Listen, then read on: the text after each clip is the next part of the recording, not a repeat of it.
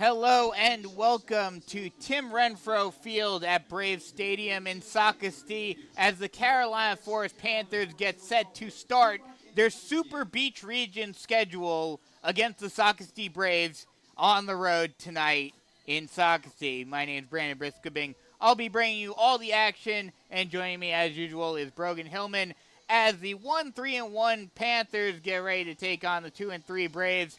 And Brogan, obviously a very disappointing end to the non-region schedule, a very disappointing non-region schedule as a whole.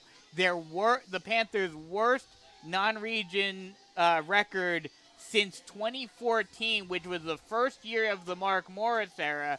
Yes, the Panthers the last couple of years with the gauntlet that Mark Morris is known to put the Panthers through in the non-region play, they did go 500 the last 2 years and still played well in region and were able to go pretty far into the playoffs. But this, maybe it's the even worse or even harder competition, but this just feels different. That's right. And you mentioned these last couple of seasons, they've been close to going under 500. They managed to stay afloat, stay right at that line. This season obviously ducked down a little bit. It does feel a little different in regards that some of those losses we took were huge losses. Mm-hmm. We kept it close in recent years. Two losses that came within one or two possessions of being on the top 5 worst losses in program history. That's right. Very close at those marks. Games that were not the prettiest in any regards for Carolina Forest. They couldn't get anything going. But it doesn't worry me as much. I look at the schedule. I see teams like Irmo, Fourth in South Carolina, right there for a reason. Huff, very respected in North Carolina. The only one I'm a little worried about is Ashley Ridge because, yes, they're a solid 5A program, and obviously all of the Charleston 5A schools are solid, but they've never really been a juggernaut. They're not a Somerville. They're not a Fort Dorchester. They've been kind of middle of the pack in their region over the past few years, so that's a little worrisome to me. To me, that sort of feels like a reality check for Carolina Forest. Yeah. Maybe they go out and they lose to Huff, Irmo. They call it what it is. They're playing top talent, in the Carolinas. But when you go out and play a team like Ashley Ridge, it's a little more similar to your play style, a little more eye-to-eye matchup, and you do lose that, it sort of makes you think, how well do we really stack up against people around us? But I believe that they sort of use that as a reality check. Okay, you're not invincible. There is teams that are going to come play. They're going to come take you down. They're going to shoot. I mean, you just have to match up. Mm-hmm. You have to take what you can, the positives out of those games, and you just have to keep moving, playing every game like it's your last. Now, the one thing I will say about that Ashley Ridge game, they had some, even though they weren't getting any offers or anything, they had some strong players throughout that offense. They were the epitome of multidimensional on offense because they scored 3 touchdowns via the run and 3 touchdowns via the pass plus a kick return. So it's not like, we talked about it during that game. Every time that the defense thought, oh, they're going one way, Ashley Ridge decided to go another way. So, that you can definitely talk about that as a reasoning for why the Panthers struggled defensively last week. That's exactly right. And I got home from that Ashley Ridge game, and I heard Bam DeWeese in my nightmares. he was all over the field that night. He was making plays. He's a very dynamic player, and he fits into just a very dynamic team. As you mentioned, their run game was clicking. Their pass game was clicking. Just a very well-coached, a very well-run offense there at Ashley Ridge, and they just went out and they played one heck of a game. But, especially in high school where rankings don't matter, all that matters is what you do in your region. And that starts tonight. The Super Beach region that everyone in Horry County has been talking about, all 5 big Horry County schools gang together to play, all 6 big Horry County schools coming together this year finally in one region in 5A, and we will talk about what to expect from the Super Beach region and this game coming up. We'll take a quick break for the national anthem and then come right back with some more analysis get you ready for the opening of region play here on the Carolina Forest Panther Football Network. Switching is easy. We do it all the time. We switch on the lights. We switch TV channels. Some of us switch partners while square dancing. Well, that's a stretch. But what's not a stretch is how you can switch and save with State Farm. In fact, State Farm agent Tony McAfee, right here in Carolina Forest, can switch you over so you can start saving today. Tony and his team are ready to welcome you to the State Farm neighborhood. With Tony McAfee, it's easy to switch and save. Just give him a call. When you want the real deal, like a good neighbor, State Farm is there.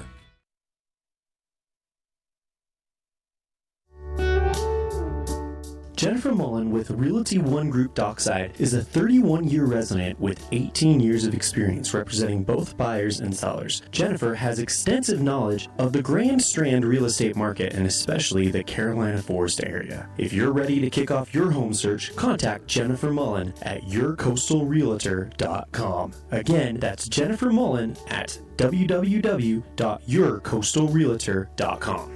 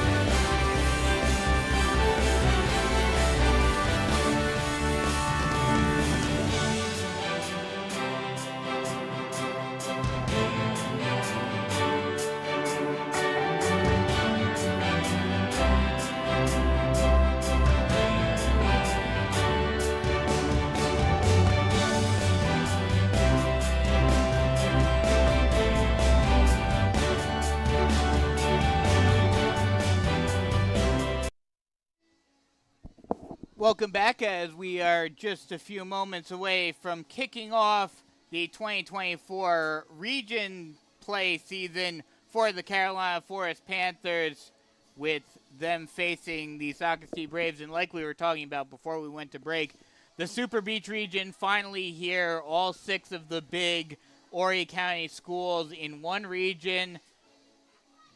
Everyone, I mean, in the beginning, before the season started, a lot of people were thinking Myrtle Beach would be the favorite going into the season. Unfortunately for Horry County football fans, the Super Beach region hasn't been doing well to start off the season. The top 2 teams in the region are both 2 and 3. That is Myrtle Beach and Socastee, with Carolina Forest right behind them at 1-3-1. Last week, Myrtle Beach was able to beat Cane Bay 36-6. Socastee just barely beat Loris 14-13. So they're coming off of a bit of a high, too, tonight with that, crazy win over a very strong 3A Loris. I mean, that's exactly right. And we talk about momentum. It's such a big thing in this sport. That's a ton of momentum right there. That's a Loris team that went out and they played CF very well in the Kickoff Classic, obviously, before the season opened. Played Myrtle Beach very well in a scrimmage prior to that as well. That's exactly right. A very good team, very well-coached team. And to come out here, Socastee, to defend their home stadium against a team such as Loris, only allow 13 points to an explosive offense. That really says a lot about their defense, which tends to be the strong suit of this squad. So with region play now getting underway tonight and for the next 5 weeks, who do you have as your favorite for the region, and what does Carolina Forest have to do to come out on top? I think my favorite for the region, no bias, is still Carolina Forest. Carolina Fire. And I would just have to say it's hard to take away from the credibility of this team. Mm-hmm. You just come out and you play offense, when you get it established, your run game is very explosive. You have playmakers like Raheem Frazier, Quay on that offense, Jaron Fox obviously in the pass game.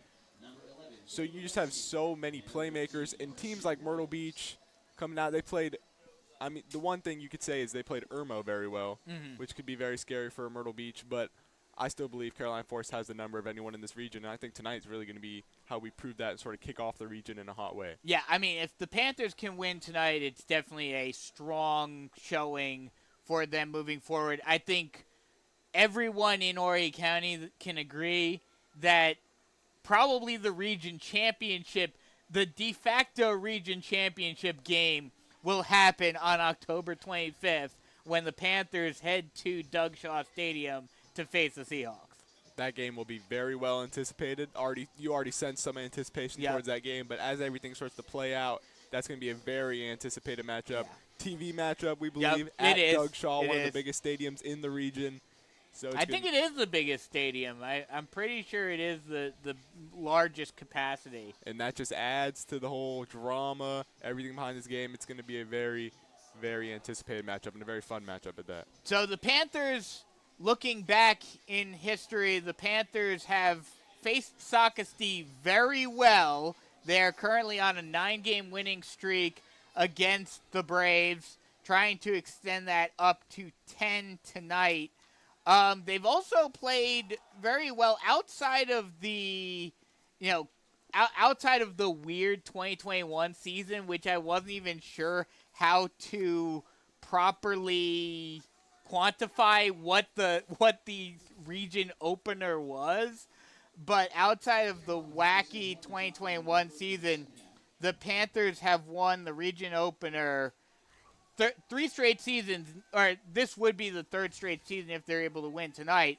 And 8 of the last 9 seasons, the only time that they lost their region opener, depending upon how you quantify it, was in 2021. So they've started the region schedule very strong over the basically last decade, and they look to continue that tonight. I believe the Panthers won the toss, and they will receive, but we'll have to wait to see. So as we get ready for this game, what are your final thoughts? What are some keys for the Panthers to come out with a win and extend their hot region start? I think the keys are, we tend to notice that with this offense, the better the run game plays, the better this team plays. This offense, you really get it rolling. You see the scores. We play much closer games when that run game is established, obviously. When that defense is playing up to par, we see much better games. And for here against Socastee, I talked to Patrick Mullen before the game. He said he's feeling really good. He's really locked in. He really likes what he sees with Socastee's defensive front. He thinks they can run their offense very efficiently, very well. He's going to be looking out for a lot of certain things. And I just think Carolina Forest is going to come out here, strike hard on offense, strike fast. Do not let Socastee build any momentum. You want to create all that momentum early, ride it the whole game. Don't even give them a chance to breathe in this game. So you're saying they have to go full Cobra Kai. Strike first, strike hard, no more. That's exactly what they need to do. As we are just moments away from the kickoff to get the 2024 Region 6-5A schedule underway. And the Panthers, I think the Panthers actually won and they deferred. So they will kick it off. And they will receive the kickoff to start the second half. So at any time you can defer, receive that ball in the second half, that's exactly what you want to do. So Socastee will start on offense.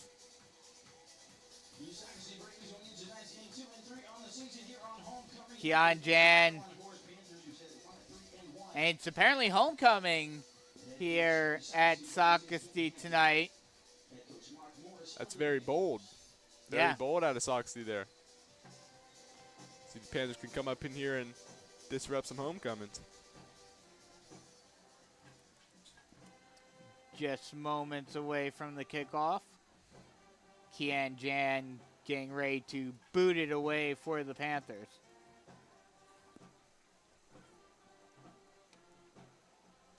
See, we'd like to see the pooch kicks we've been seeing a lot this season from Keon Jan.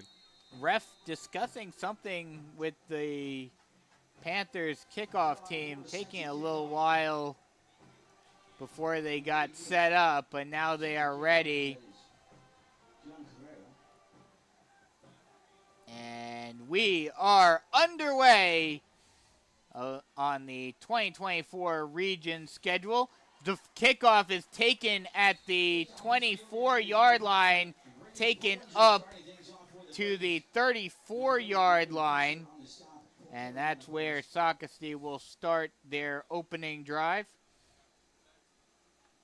So you're going to put this defense for the Panthers out in the field first. See if you can really match up how you're going to play this offense. See if you can get a strong start out here for this defense. Braden Bollinger on the return.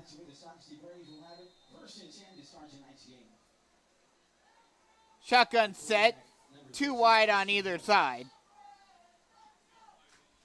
Christian Royals, the quarterback, motions a man, and he'll hand it off on, oh no, keeps himself on the fake jet sweep, and he gets crushed in the backfield. A great job by a prowl of Panthers, primarily number 52, Jaden Peak on the tackle coming from the end.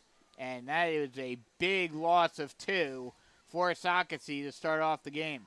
That's a very explosive, very strong Jaden Peak coming off that left edge right there. Shotgun set, 3 wide on the near side. Snap, 5-step drop, looking for a short screen pass is caught, and only getting a couple of yards is Hayes Weaver. He'll get a gain of 5, and that'll set up a 3rd and 7. Early on in this matchup, you already have Socastee on a 3rd down, back near their own chains. This is exactly what you need. The ideal is a 3-and-out right here. See how this defense plays on this 3rd down. 3rd and 7. Shotgun set, 2 wide on either side. The Braves faithful getting loud. 3-step drop for Royals. Royals looks down the middle of the field and passes it. Caught. Getting the 1st down and more is Jonathan Goswick. And he'll get out into Panther territory at the 48-yard line. And for Socastee there, that's your guy. Jonathan Goswick plays both sides of the ball.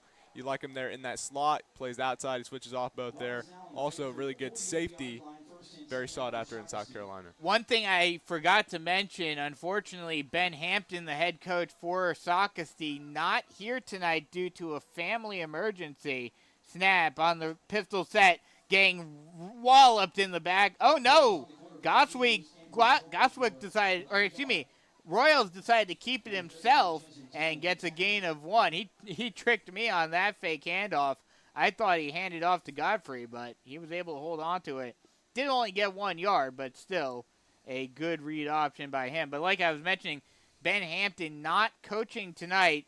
Assistant coach Chuck Henderson is making the play calls tonight. Shotgun set, 3 wide on the far side. Snap. Play action pass, throwing it down the middle of the field, but incomplete. Looking for his man down the middle on a seam route there. Looks to play off the tight end on the left side. Tried to get it to Hayes Hardwick on that pass. But have you ever had a moment like that as a player where your head coach isn't there for a game? I actually have. I had back middle school, way back, taking to play corner. It makes a difference. Well, as we get, a moment to talk, I want to get your thoughts on that. Shotgun set, 3 wide on the far side. Snap. Fake speed option, and now just steps up and takes it himself with the quarterback keeper is Royals, and he'll get a gain of 5, and that'll bring up a 4th and 4, and now decision time for Socastee. It looks like they'll punt it away. And that's a big stand there for Carolina Forest. Come out opening drive, you only let them get 1 first down, move down the field a little bit, and you stand them up there, get the ball back, no damage done. That's exactly what you need for this Panthers defense to start off this game. Daniel DeVoe comes out to punt it away. Snap. He almost got it blocked, but is able to get it off. Fair catch will be called, and it'll take a Carolina Forest bounce into the end zone for a touchback, and the Panthers will start on offense at the 20-yard line for their first drive of the evening. But, yeah, you said it definitely makes an impact. What does that do to your psyche and just to the team as a whole? it's a little uncomfortable. It's an unknown feeling. You're charting in unknown waters, really, when you don't have your head coach there. You know, all offseason, that's your guy leading you. That's where you get all your guidance, your play calling. That's where your comfort is. So you're a little uneasy. You're a little on edge when playing, and you just try to grasp at whatever you can. You just really try not to let the moment get bigger than it is. But it's hard because it's unknown. And especially with it being the first region game of the season. That's exactly right. Definitely advantage Panthers on that front. Now is not the time you want to lose your guy. Panthers start on offense at the 20-yard line. Shotgun set, 2 wide on the far side. Hands it off to Fox. Fox finds a bit of a lane and falls down for a gain of 7. Almost broke a big one, but just got tripped up. Looks like there might have been a flag, but looks never mind. Oh, wait, yeah, there. Yep, there. See your little. The ref looked like he was coming towards us to make a signal. So doing a little pump fake here with the flag. Don't really know what's going on here for this front. Waiting on a call by the ref. He looks like he's about to make one. Yeah.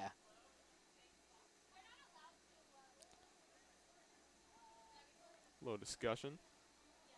And now we'll get the call. This may be a holding on the Panthers. And still discussing it with the official. I think one must have saw something and the other didn't. Yeah. And now they're trying to figure out whether or not to make the call. And, personal foul on the Panthers. So that will negate the good run by Fox.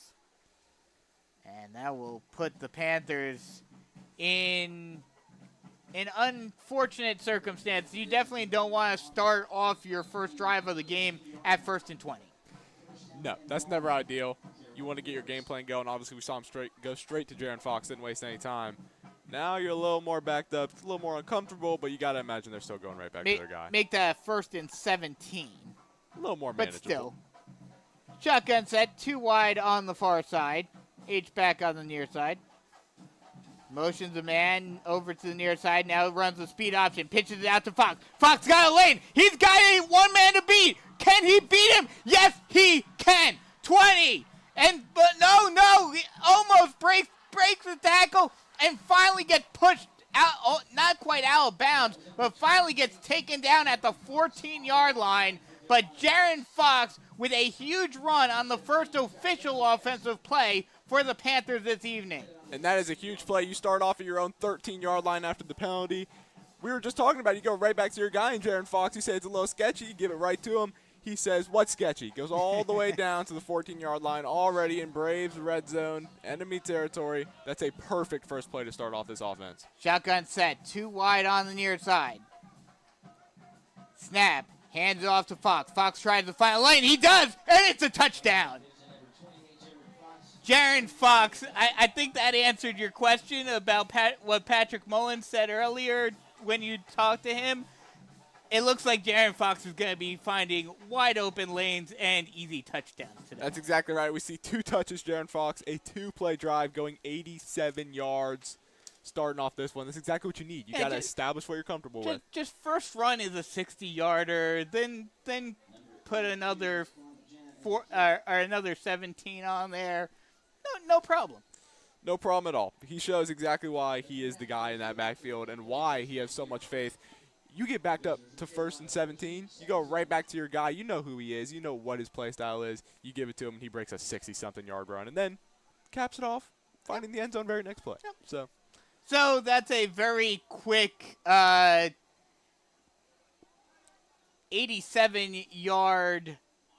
87-yard drive to start off the scoring. 7-0 Panthers in the lead with 8:36 left to go in the first quarter. We'll take a quick break. Come right back with more Carolina Forest Panther football action. Switching is easy. We do it all the time. We switch on the lights. We switch TV channels. Some of us switch partners while square dancing. Well, that's a stretch. But what's not a stretch is how you can switch and save with State Farm. In fact, State Farm agent Tony McAfee, right here in Carolina Forest, can switch you over so you can start saving today. Tony and his team are ready to welcome you to the State Farm neighborhood. With Tony McAfee, it's easy to switch and save. Just give him a call. When you want the real deal, like a good neighbor, State Farm is there.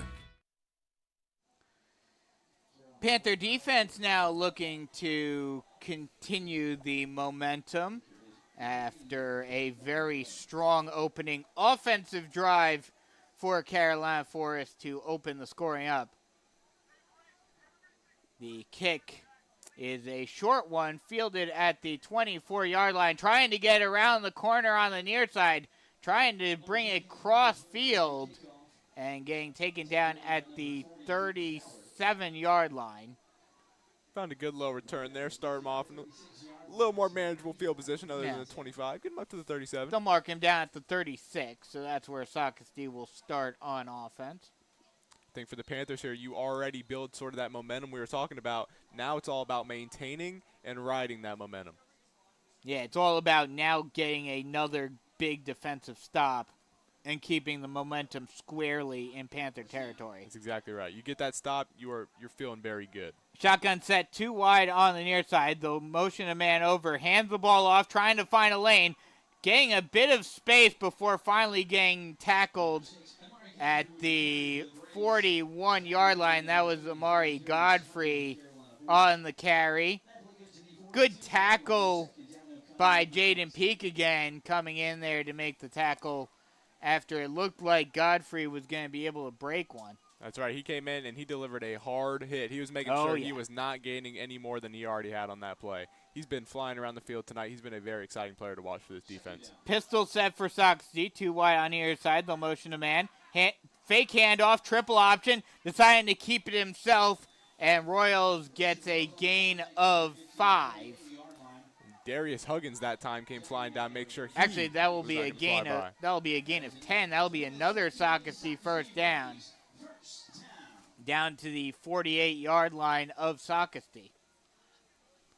It's like so far Saucastee's been sticking to that run game, trusting their guy in the backfield, and they've been trying to move up this ball and gain some momentum of their own against this defensive front. Well, that's what I found out earlier as well, is this team is a very run-heavy offense. Shotgun set, 2 wide on the other side.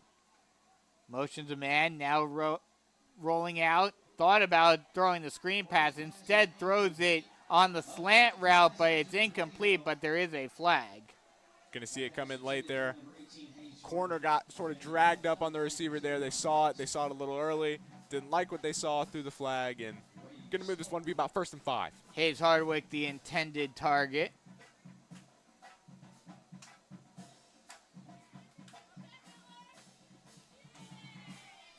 Waiting for the official call, and yeah, it's going to be pass interference on Carolina Forest. That'll push them up 15, and that'll give Socastee a new set of downs at the 37-yard line.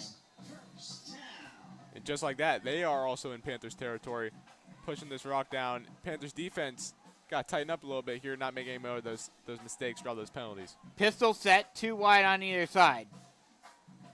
Motions a man, snap, triple option. Keeping him himself is Goswick, but he gets wrapped up before he can go anywhere. Good tackle by Joseph Dial right there, making the tackle.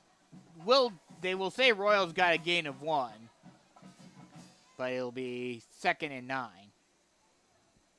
Talk about bend, don't break. Looks like the Panthers are already going to be pushed back in one of those situations early. 2nd and 9, shotgun set, 2 wide on either side. Royals, motions a man, fakes jet sweep. Now he steps in, puts in the pocket, and the ball's loose. Fumble, and the Panthers will see what the call. I think the Panthers got it, and they did. The Panthers come up with a huge strip sack on Christian Royals and recover the fumble in Socastee territory. And right there, you see Joseph Dial go up, get on that ball runner. He's pouncing at that ball. He strips it out. Ball goes flying into the backfield. Charles McCray notices, jumps on that ball, and the flag is on Socastee. Declined. Panthers will take over right near midfield. A beautiful play for that defense. And we talked about momentum and keeping that momentum. Not only did they keep it, it's one thing to get a 3 and out and making a punt. It's another thing to force a turnover and start your next offensive drive already in enemy territory. That's exactly right. A great play there for that defense. Mentioned the bend, don't break. Didn't even have to get in that position. They got themselves out early. Panthers on offense again, this time starting off in Socastee territory. Shotgun set, 2 wide on the far side. Mullen, low snap, looking far side, now rolling out to his right, lofting it up into the air, but just overthrown everyone. Basically, it was just trying to get the ball out of there, and it'll be a 2nd and 10. That's exactly right. Didn't like anything that he saw. Knew he had to roll out. Just get that one out of his hands. Don't take the sack in that situation. And there's an illegal block in the back penalty on Carolina Forest. So that'll push the Panthers all the way back to their own 42. That'll make it a 1st and 20.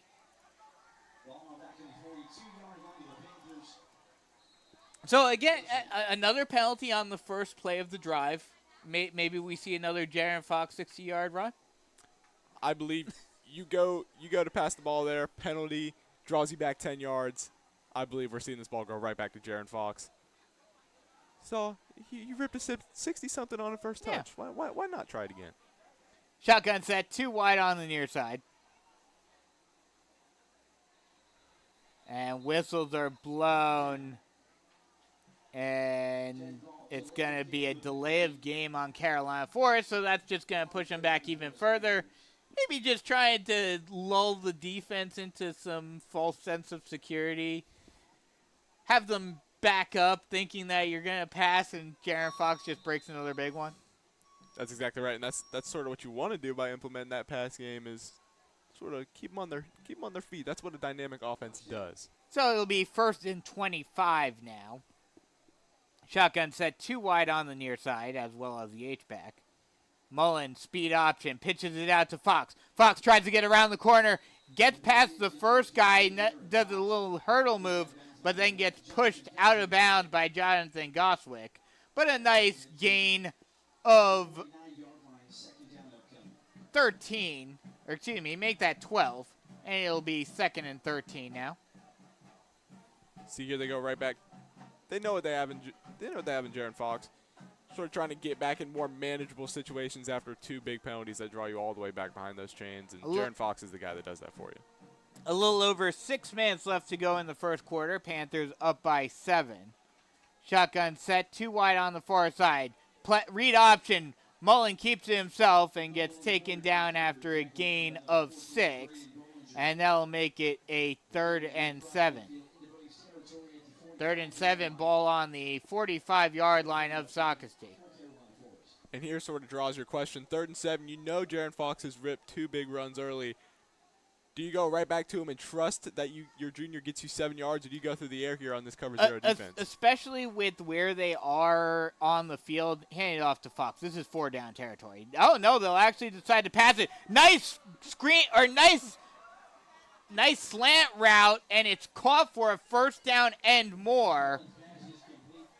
That's right. We're talking about, do you give it to Fox? Do you throw it in the air? You have a little dynamic offense. You know your quarterback can throw the ball. They trust Patrick Mullen, put the ball in his hands, let him make a play, and he goes right to his reliable man in Hayden Souls to move those chains far down the field. Yeah, a great pass to Hayden Souls on the slant route, and he gets the 1st down and more. That's a Tony McAfee State Farm Carolina Forest 1st down, and the Panthers in the red zone yet again.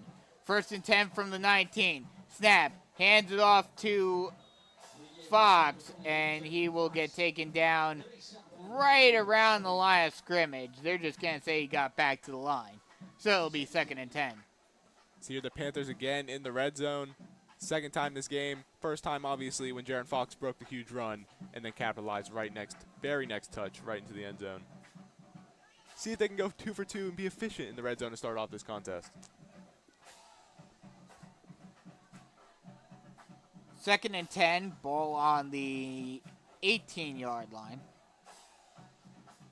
They'll go 2-back set in the backfield, both Fox and Green out there. They'll run the triple option, pitches it out, gets through his first man, and that's actually Xavier Higgins on the carry, and he will get the 1st down and more. Good power by Higgins, breaking a tackle and getting the 1st down. That'll be another Tony McAfee State Farm Carolina Forest 1st down, and it'll be 1st and goal from the 4. That's exactly right. You have such a deep, dynamic backfield. 4 very capable backs. Javier Higgins is one of those guys, and he just gets it down inside the 5 on a big run on 3rd down. This time they'll go power, hand it off to Fox. No! Oh, yeah, Fox will get the handoff, and he will get into the end zone for the touchdown. And that puts Jaron Fox 103 rush yards for the night already with 2 touchdowns. With 4:15 left to go in the first quarter. That's exactly right. And it is now 13-0 Panthers.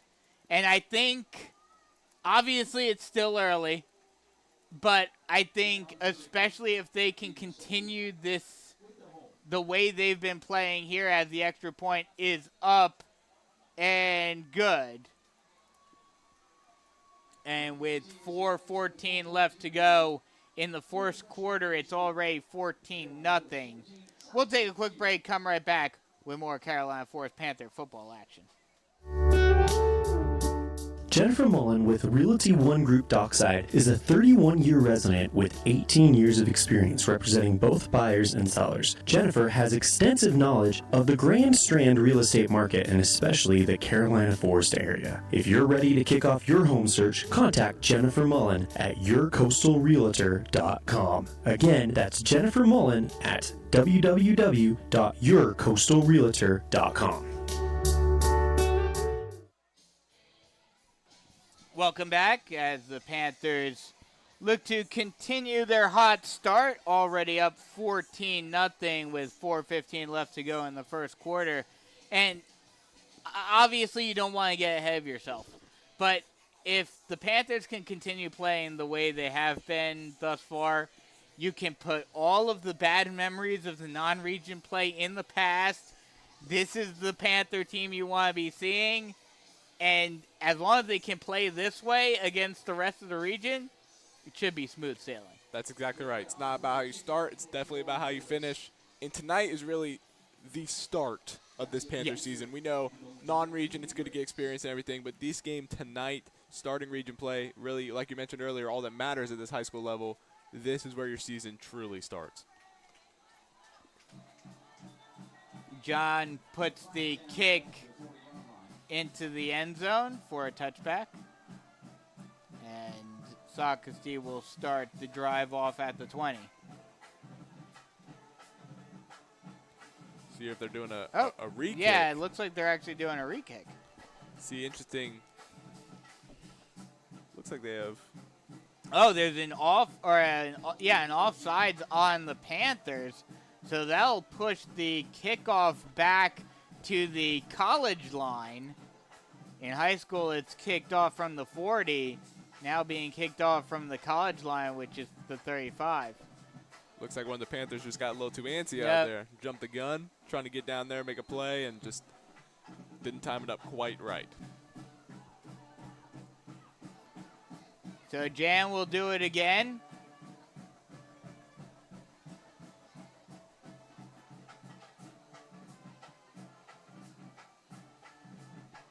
And this time he'll boot it to the 16-yard line.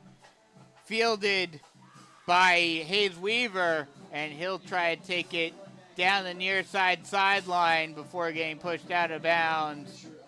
They'll mark him out at the 40, and that's where, make it the 39, and that's where Socastee will, oh no, they're actually going to move it back even further. It'll be the 36-yard line, and that's where Socastee will start their drive.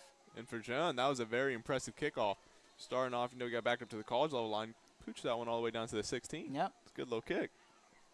Shotgun set, 2 wide on the far side for Socastee. Actually, they'll go pistol. Snap and whistles are blown. Looks like this will be a false start on the Braves.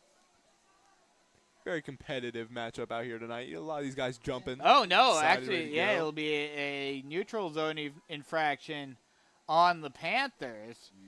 So that'll make it a 1st and 5 from the 41. We talked about being antsy. Seeing it twice in 2 plays right there.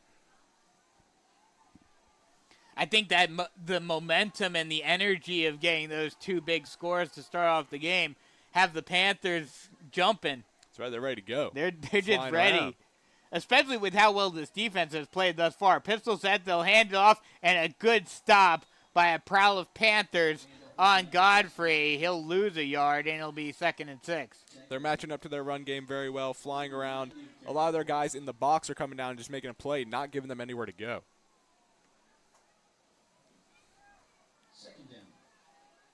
So that'll bring up a 2nd and 6. See Socastee switching up the personnel a little bit, getting things flying around, moving some people on different sides of the ball. Shotgun set, 3 wide on the near side.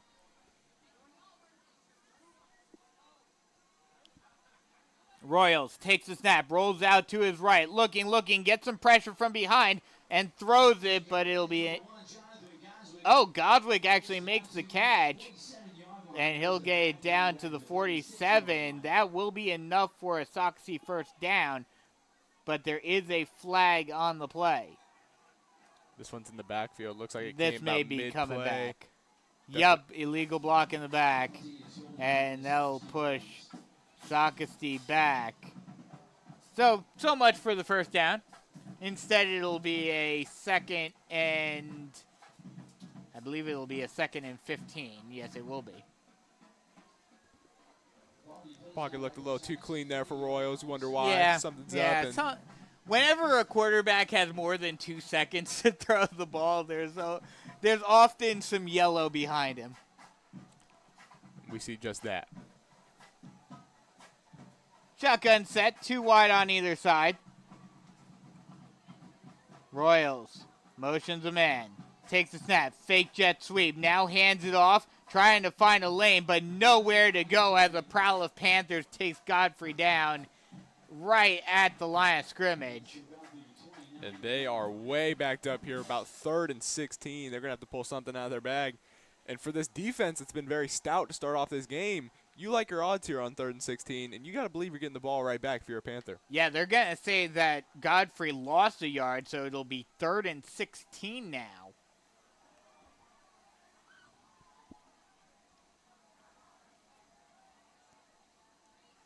Shotgun set, 3 wide on the near side. Snap, play action pass, throwing it on a little slant route. It is caught, but a prowl of Panthers are right there to hold Hardwick up for no gain, and that'll bring up a 4th and 16. Wherever they go with this ball, wherever they are going down the field, there's always a Panther lurking. They are doing a phenomenal job at getting a hat on the ball, and they're not letting these runs, these RPOs, whatever Soxie's throwing at them, get in their way, distract them. They're matching up very well against this run offense for Socastee right now. DeVoe comes out to punch it away again for Socastee.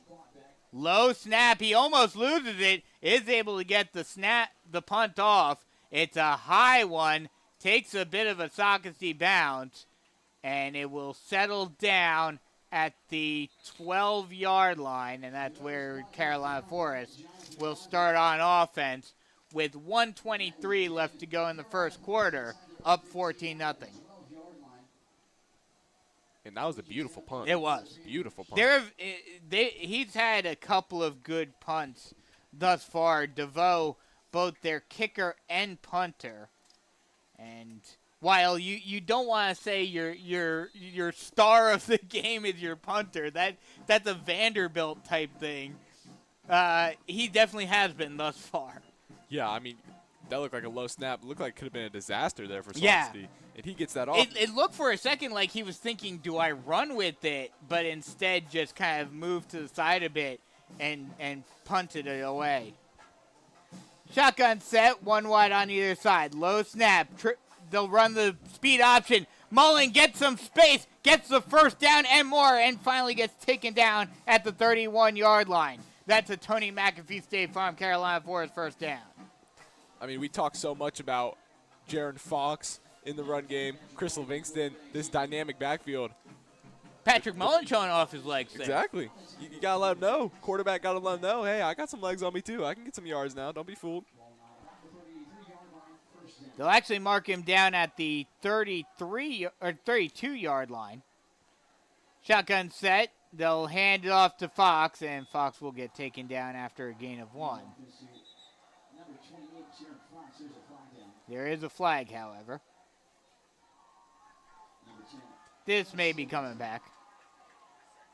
Oh, chop block. Chop block on Socastee, actually. So that will push them forward. Unusual call. Not every day you see a chop block on the defense there, but they book him on it. And now some more discussion amongst the officials. And now they will march it up. It will be a 15-yarder. So that will set the Panthers just within their own territory at their own 49-yard line. And that'll give the Panthers another first down. And that's just more momentum for a team that so far has been doing a great job finding their stride and finding just that, which is what you need to come out here and start this tough region matchup. Shotgun set 2 wide on the far side along with the H-back. Mullen takes a snap, hands it off to Fox, and Fox gets waylaid right at the line. He was able to fall forward for a 1-yard gain, but a great job. I believe that was number 35, Roger Spiegel, on the tackle. And he came up from behind and just used his speed to get up to Fox and avoid Fox breaking out another big one. Containing Fox is definitely a big focal point for this defense. And that will end the first quarter. So after one, Panthers leading 14-0. Strong start to the 2024 Super Beach Region play here in Socastee. We'll take a quick break. Come right back with more Carolina Forest Panther football action. Switching is easy. We do it all the time. We switch on the lights. We switch TV channels. Some of us switch partners while square dancing. Well, that's a stretch. But what's not a stretch is how you can switch and save with State Farm. In fact, State Farm agent Tony McAfee, right here in Carolina Forest, can switch you over so you can start saving today. Tony and his team are ready to welcome you to the State Farm neighborhood. With Tony McAfee, it's easy to switch and save. Just give him a call. When you want the real deal, like a good neighbor, State Farm is there. Start of the second quarter about to commence with the Panthers up 14-0. Doing some sort of check presentation on the field. Not sure what exactly, but I know it's homecoming, so the festivities are abundant tonight. That's right. Everyone looking around, having a good time. It's really, winning's important. All these things are important, but having fun's also very important. Decent side. I'm honestly surprised that there isn't a bigger Panther contingency on the visitor side of the bleachers, with it only being, about half-hour drive from Carolina Forest? That's right, if that. If that, yeah. Yeah. I was just going to say, it's half an hour from where I live, and that's further than Carolina Forest, so. Yeah, I'd say CF, you're looking at 20, 25 minutes. So we saw this is a team that loves to travel. Hartsville, Ashley Ridge, they were in the stands, so I agree with you. I did expect that visiting section to be filled up just a tad more. Yeah, just a little bit more. Certainly the Socastee side is filled up for homecoming tonight. But the Panthers did travel nonetheless. Yes. Panther defense to start off the second quarter, looking to get another big stop and get the ball back once again.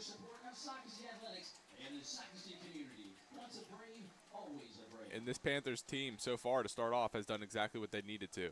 We talked about getting that offense established, scoring fast, building momentum fast, and riding that momentum, not really letting Socastee sort of get in this game early, and you just sort of take it away from the jump, and you never give them a chance. So far, 14-0 at the end of the first quarter. You have the ball. You're driving. They're sort of doing a good job at building that gap and not letting them get that chance. Yeah, I mean, there's nothing that you can complain about as a Panther fan for that opening quarter. They've just been dominant on both sides of the ball, and they look to continue that on offense right here. They definitely have been playing this matchup the way they need to start off. It's all about playing consistent, getting everything locked in, and just continue to ride that wave of momentum you built. Shotgun set, 2 wide on the far side for the Panthers. Looking over to the sideline is Mullen. It'll be a 2nd and 9, and whistles are blown before the snap. And it'll be a delay of game on the Panthers. It looked like they were taking a while. I was wondering if the clock was running. They might have been confused because of the presentation on the field, but the clock certainly started to run, and that'll push them back to their own 45-yard line now. And it'll be 2nd and 14. That's the second delay game we've seen on the Panthers start off. Shotgun set 2 wide on the far side. They'll motion the man over to the near side. They'll run the speed option, pitches it out to Fox. Fox tries to bounce it inside before getting walloped at the 49-yard line. Good tackle by Michael Kegler. And that'll bring up a 2nd and 10. And right there for Fox, that's great patience to sort of set his feet near the boundary, not step out, shake a guy off, and just get upfield for a little more than he had originally. He did take a big hit at the end of that run. And, I mean, you talked about how they've already had 2 delay of game penalties. But with how dynamic this offense has been, does it really even matter? 10 yards, 15 yards? It seems like Jaron Fox can get in no matter how far away the first down marker is. That's right. Another flag. Seen a good amount of them already. And that'll be another, I believe, I'm not sure if it was, I think it was another delay of game. So either way, it'll push them back to their own 44 again, and it's again 1st and 15, or excuse me, 3rd and 15. And whistles are called, and now looks like Carolina Forest is going to call a timeout. Maybe some miscommunications or some issues with the play calls or something that has caused 2 delay of games already early on in the second quarter. That's right. Something's not right. Something's off. They don't like what they see. You're backed up to 3rd and 15. Take the timeout. Reassess. Just get your game plan going. Get everyone on the same page. And like you mentioned earlier, you're right. They do have a dynamic offense. They do gain these yards back after the delay game. But anytime you get a sort of self-inflicted wound, it starts to sting more and more. And it sort of gets in your mental more and more. Why are we committing these self-inflicted penalties? What would it look like if we didn't? Yeah, exactly. And I mean the good thing, because I'm always of the mindset that you don't want to call timeouts if you don't have to, so you can save them for crunch time at the end of a half. But with the Panthers up 14-0, you may not necessarily need them at the end of the half. That's right. I think it was smart to take your time, reassess, just get your guys on the field. Shotgun set 2 wide on the far side. Low snap. Mullen rolls out to his right and steps out of bounds and gets hit hard out of bounds. Kind of surprised that there wasn't a flag on that. I think they did book him. Oh, okay, hit. They did. As number 5, that was Josh Brown, who put a licking on Mullen as he went out of bounds. And they're not moving the ball up yet. Oh, nope, now they are. See there by Mullen, he's trying to get out of the pocket, make something happen, sort of turned up, gave himself up, stepped out of bounds. I thought he made it pretty clear and obvious. Josh Brown might have disagreed there. He just came up and gave him a hit. And for the Panthers, on 3rd and long, nothing going, to move those chains and extend this drive. that would have been a 4th and long if it wasn't for the penalty. So Brown gave the Panthers a bit of a gift because now it's 1st and 10 from Socastee's 40. That's exactly right. That's exactly what you need for a Panther right there. Keep that ball moving. Don't give it back to the Braves. Don't give them a chance. Snap. Hands it off to Fox, and Fox gets wrapped up right past the line of scrimmage. He'll get a gain of 1, but a tribe of Braves are right there to take him down. So that'll bring up 2nd and 9. Seen a lot of this run game, the bread and butter. Have passed the ball a little bit. They've found success in the pass game, but it's been all run here for the Panthers early on. Shotgun set. 3 wide on the near side. They'll run a screen pass. Passed out and pushed out of bounds is Frazier. And Are they going to say that there's another late hit? As there's some issues along the sideline. Tempers are flaring along the Socastee sideline. And now we'll have to wait to see. And it's not directly noticed by anybody that this is a rivalry match, but between tensions, players on these sidelines, I know a lot of these guys personally. This is a very personal. Yeah, in my opinion, this is a rivalry. I match mean, right it's here. not as for Carolina Forest. It's not as big of a rivalry as Conway, and for Socastee, not as big as St. James. But it's still, they're both Horry County schools. These guys have known each other, I'm sure, since elementary school, playing, pee-wee ball and all of that. So, And I know there are some underlying things in this game between certain players. This is not just a friendly bout for some of these guys. Some of these guys, there's some real tension here going on. I think we just saw exactly that on the sideline there. Get in the guy's face, and you're not necessarily friends with a lot of these guys. So we're going to wait to see. Refs are trying to sort this all out, and we'll wait to see what the calls are. And another thing that we talked about it earlier, not having Ben Hampton out there to kind of reel Socastee's players in, that might play a factor here, especially on that hit. It was along the sideline of Socastee. It'll be a personal foul. It'll be 2 personal fouls on Carolina Forest, which is very surprising. Because it looked like it looked like Frazier was pushed out of bounds into Socastee's bench, and then the Socastee players did some stuff. So I'm not sure about that call, but either way, we'll have to wait to see what happens throughout the rest of this game. Obviously, refs trying to make sure things don't escalate any further. That'll push the ball back to the Carolina Forest 48-yard line. A lot of these things with the feuds is it's not necessarily the guy that starts something, or the guy that inflicts it. It's who the ref sees. Exactly. The ref, and most of the time it is that second guy, the guy to react, sort of just shake guys, throw them off their game, try to get them to react, try to get them to commit a stupid penalty. And I think Socastee did their goal just there, throwing them away back. It's going to be 3rd and about 20. Yeah, it'll be a 3rd and 22. Shotgun set, 2 wide on either side. Mullen, 5-step drop, throws a little screen pass, tried to get it to Fox, but it gets tipped. And are they going to say that it was caught by a Socastee player? No, they're going to say it was incomplete. Big defensive lineman there getting right in Mullen's face, not making that little dump-off pass easy. Got a tip of the ball, deflected off his hands. Unfortunately, he cannot reel it in for Socastee, that is. Yeah. Could not reel that one in. Falls incomplete. 4th and very long, and for the first time tonight, we're going to see Roman Fisher here in that backfield. Yeah, that'll bring out Roman Fisher, as with it being 4th and 22 in Carolina Forest territory. Mark Morris will decide to just punt it away. Whistles are blown. And it's going to be an offside on Socastee.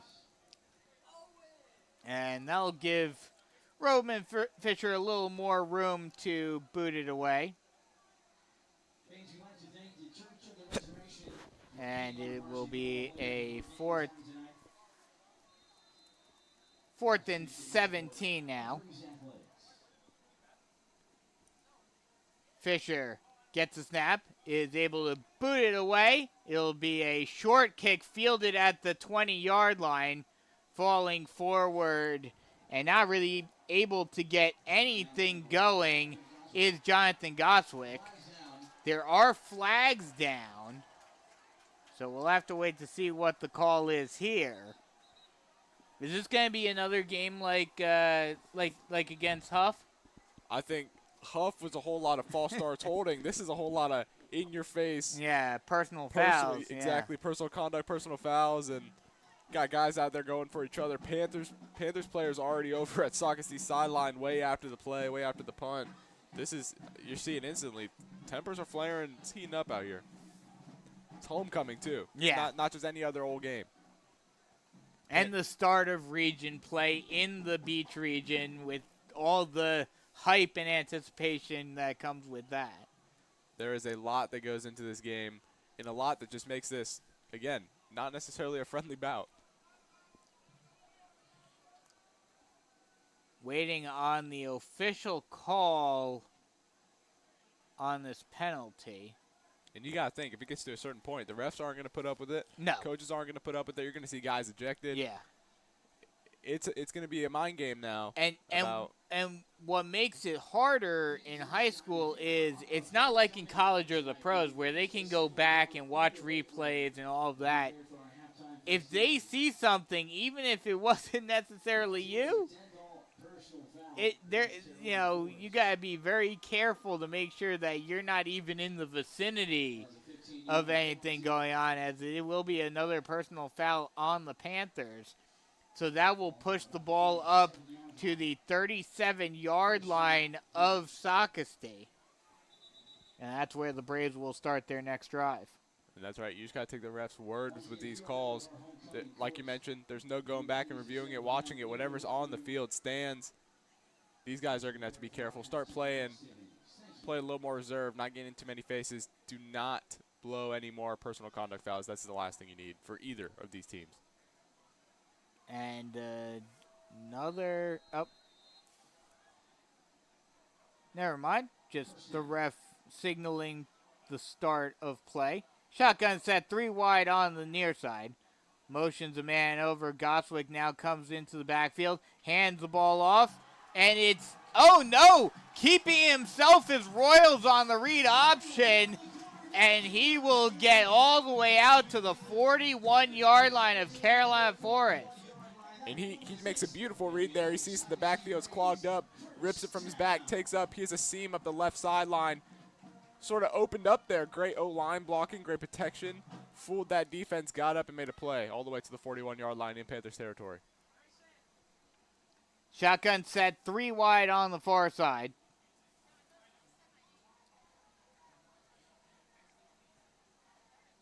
Royals takes the snap, 2-step drop, steps up into the pocket. Now he'll take it down and take it himself again. Gets the lane and gets the first down and more before stepping out of bounds at the 24-yard line.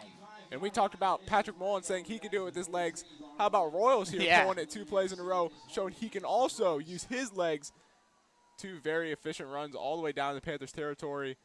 Refs discussing something I here. think this may be a holding call. This may be coming back. Yup, it's going to be a holding on Socastee. That's been their killer thus far offensively, has been they've had a couple of big plays get called back due to either a holding or an illegal block in the back penalty. In high school ball, you see it all the time. A lot of the storylines are self-inflicted wounds, just getting out of your own way. It's a killer, really. You see Royals pull it twice, 2 plays in a row, getting deep into Panthers territory. All of a sudden, it's pushing you all the way back, almost negating your first run. So it'll be a 1st and 20 now from their own 49-yard line. Pitches it out, trying to find a lane, gets tripped up after only a gain of 1. Amari Godfrey trying to break it around the corner, but just nowhere to go. Good trip up. Couldn't quite see, I believe it was Darius Huggins again who made the tackle. Talk about flying around the field making plays. Darius Huggins is a junior, starting in that linebacker spot, young man that loves to fly around the field. He loves to hit, and he makes a lot of plays for this Panthers defense. Shotgun set 3 wide on the near side. Rolling out to his left, throwing on the run. High catch by Goswick. Goswick steps out of bounds at the 36-yard line. Make it the 37-yard line. And again, a good little dump-off pass to Goswick gets the Braves back into less dire circumstances. 2nd and 7 now. Absolutely right. Definitely making it 3rd and manageable here for the Socastee offense. Pushing it down. You were just backed up very long. 2nd and 20. You get it to your reliable playmaker, Jonathan Goswick. You make it 3rd and manageable. 3rd and 6 for Socastee. Shotgun set 2 wide on either side. Snap, 3-step drop. Royals rolls out to his right. Looking, lofts it up into the air and it'll be incomplete. Good play by McCray, being right there to tip it away, trying to get it to Goswick. And that's another guy that loves to fly around the field, hit, and make big plays is Charles McCray. Very, very good there in that strong safety spot for the Panthers. Senior, just a guy, great work ethic. Just great all-around athlete in Charles McCray. 4th and 6, ball on the 37-yard line, and it looks like they're going to go for it. Bunch trips on the far side. Royals takes the snap. Play action pass, looking down the middle of the field, and it is incomplete. Trying to get it to Goswick, and Goswick just lays on the field defeated after dropping that one. And that'll be a turnover on downs. The Panthers defense comes up big and gets the ball back for the offense. And as a slot receiver, I feel for Jonathan Goswick in that position. He is streaking wide open, no safety help over the top. He took the top off of that defense right there. All Royals has to do is he has to put the ball.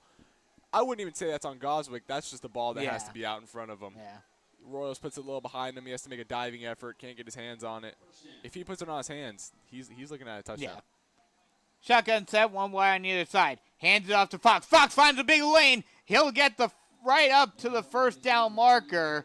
We'll see where they mark it, just at the first down marker.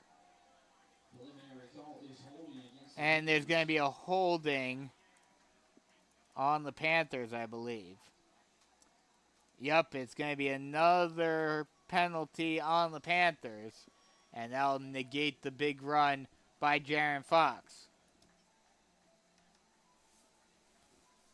And we talk about self-inflicted wounds. Here's another self-inflicted wound for the Panthers this time. Backed up 1st and 20, way behind the change, much like Socastee just was on their previous drive. You just can't have those self-inflicted penalties. 1st and 20, ball on the 27-yard line. Shotgun set, one wide on either side. Mullen takes a snap, one-step drop, looking far side, lofting it into the air, and it is caught! What a catch by Quavon Ward, fighting against his defender and getting another Tony McAfee State Farm Carolina Forest first down and more. And I was talking to him pregame. He said he felt good. He said he felt warmed up. He said I can tell. Exactly. He said he loves the cover zero look from the Socastee defense. He's going to be slinging the rock, and he does just that. A beautiful pass to Ward, and he does a great job adjusting, making a play. Overall, that's exactly what you need. It makes this offense even more dynamic. And Jakari Mitchell, trying to fight with Ward, gets a pass interference, but with Ward catching it, doesn't matter. It's a first down for the Panthers anyway, and puts them in prime field position early on in this drive. Shotgun set, one wide on either side. Hands it off. Oh, this time Fox is waylaid in the backfield. Great tackle by Noah Slade in the backfield for a loss of 2. That's right. And that previous reception, 34 yards down the field. Mullen, we've seen it a couple of times this season, loves those deep shots, loves just giving their guys a chance, and he does just that. Great catch there. Great adjustment from Ward to be able to turn around and make a play. Shotgun set, one wide on either side. Mullen takes a snap, hands it off to Fox. Fox just tries to plow through the line. Nowhere to go. He does get back to the original line of scrimmage with a 2-yard gain. And something worth pointing out and here. And another flag, I believe. Well, there we go. You asked earlier if it's going to be another flag fest. It's early on. It's been. It's looking that way. It's been a little bit of a flag fest early on. Jaron Fox, 11 touches, 110 yards, putting him just at 10 yards per carry here for the Panthers to start off in the first half. With 2 touchdowns to go along with that. I think this one may be coming back, though. Oh, no, another chop block on the defense. So that'll push them up even further. See here, there you go. You take the handoff, you tack on those little chop block yards, and Panthers are going to be set up deep into Braves territory. Looking good. Red zone conversion rate's been 100% so far for the Panthers. Try to keep it that way. And that'll push the ball all the way up to the 23-yard line, and that'll be another first down for the Panthers. Shotgun set, one wide on either side. H back on the near side. Mullen Motions over to the far side. Takes the snap. Hands it off to Fox. Fox just tries to go with the pile and push forward, and he's able to get close to the first down marker. They're going to say he's just a couple of yards short. That'll be a gain of 8 for Fox. And Fox just staying behind those big boys and just letting them plow the line forward. As we know, a very impressive, very strong O-line for the Panthers. So plays like that really thrive off those. 2nd and 8 ball on the 15-yard line. Hands it off to Fox again. This time he uses speed to bounce it out to the outside and gets a gain of 3. That'll be another Tony McAfee State Farm. Carolina Forest first down. 7th first down in this game for the Panthers. So moving the ball, their offense has not been an issue to start off this game. About half of those have been the result of penalties, though. That is right. 1st and 10, ball on the 12-yard line. Shotgun set, one wide on either side. Mullen takes the snap, speed option. He'll keep it himself, nowhere to go. Good option defense by Socastee. He is able to get back to the line of scrimmage, but just nowhere to go for Mullen. Didn't have the pitch read either, so just had to hold on to it. And that's textbook speed option coverage by Socastee. Exactly right. They've let Mullen rush for 26 off 2 prior to that run, and they did not want him to gain any more. They know he can run. They're shutting it down. Snap, another speed option. This time Mullen keeps it himself again, and he actually gets through the line and gets the touchdown. There is a flag on the field. I have a feeling this is going to be holding. It looked like he was covered perfectly. I thought he was stopped, and then he just popped out the other side in the end zone. That's exactly right. And just when you think you have him contained, the play previous, he shows that he's shifty. He's not just a one-dimensional runner. He can also do some things, get open, make some yards for himself, but some of those probably made as the result of a hold. And it's going to be a hold, yeah, as you said. So that'll push him back.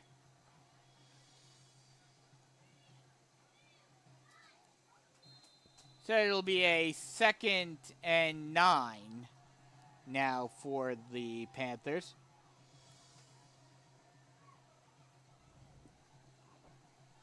Just under 5 minutes left to go in the first half. Panthers leading 14-0. Shotgun set, one wide on either side. Hands it off to Fox. And he'll get tripped up after maybe a gain of 1. They'll actually say he just got back to the line of scrimmage. So it'll be a 3rd and 9 now. Been efficient in the red zone so far to start off the game. 3rd and 9, backed up near the chains. Haven't seen this look yet in the red zone, so it'll be interesting to see what the call is here.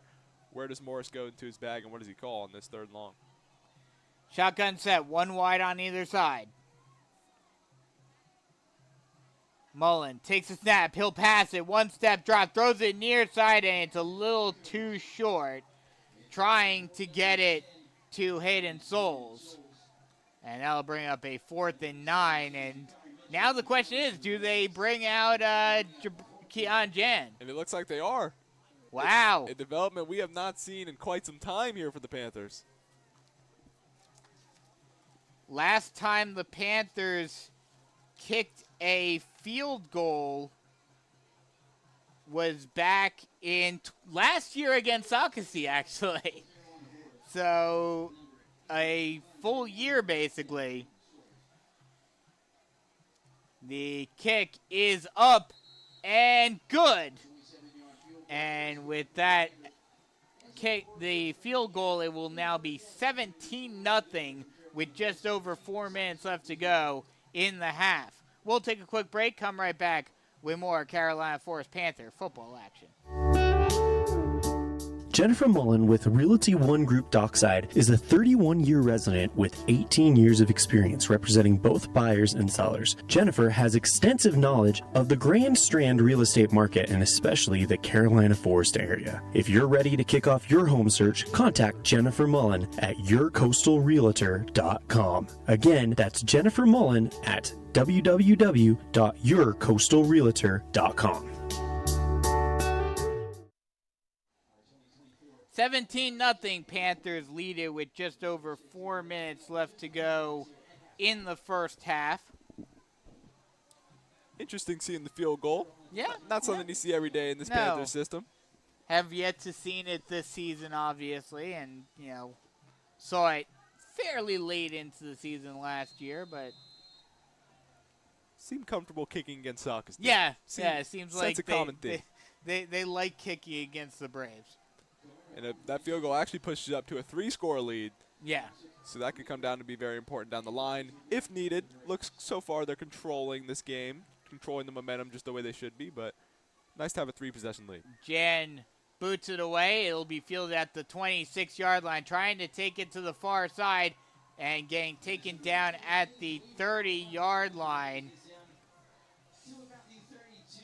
is number 3. That is Hayes Weaver on the kick return. They'll take it down to the 32-yard line, so that's where Socastee will start on offense once again. And it's an offense that just hasn't been able to get anything on the board. They haven't looked terrible coming out. They've gotten some runs installed. Their quarterback Royals likes to keep it, can get it done with his legs as well. They just haven't been able to find any success putting points on the board. Even on the last drive, it looked like they were moving the ball pretty well, but then the Panthers were able to force the turnover. Snap, 2-step drop, looking down the middle of the field, now rolling out to his right, trying to find some space. Now Royals will just take it down and bring it out of bounds himself. Gets a gain of 7. Just when we started talking about when he can take the ball and run with it, make some plays happen when nothing's there, does just that for a gain of about 8. Yep. Yeah, they'll say he got 8, gets knocked out of bounds at the 40-yard line, so it'll be a 2nd and 2.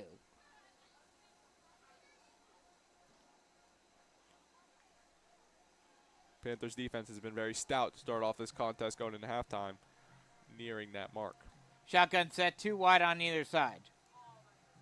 Royals hands it off, trying to find a lane, but only able to get a couple is Godfrey. But it looks like he will have enough for a first down. A little under 4 minutes here until half, so the Braves really starting to push. Need to get something on the board if you're a Brave before the half. You do not want to go into this half scoreless. 17-0 to a very stout Panthers defense that's played very well all game. Shotgun set, 3 wide on the near side. 5-step drop, looking for a screen pass and underthrown. Trying to get it to Hardwick. Joseph Dial making sure that ball could not get to Hardwick. And he'll bring up a 2nd and 10. Great job there by this defense. Sort of step up and notice the screen and put the pressure on Royals in that backfield and make sure that that was not going anywhere. Shotgun set, 2 wide on the near side.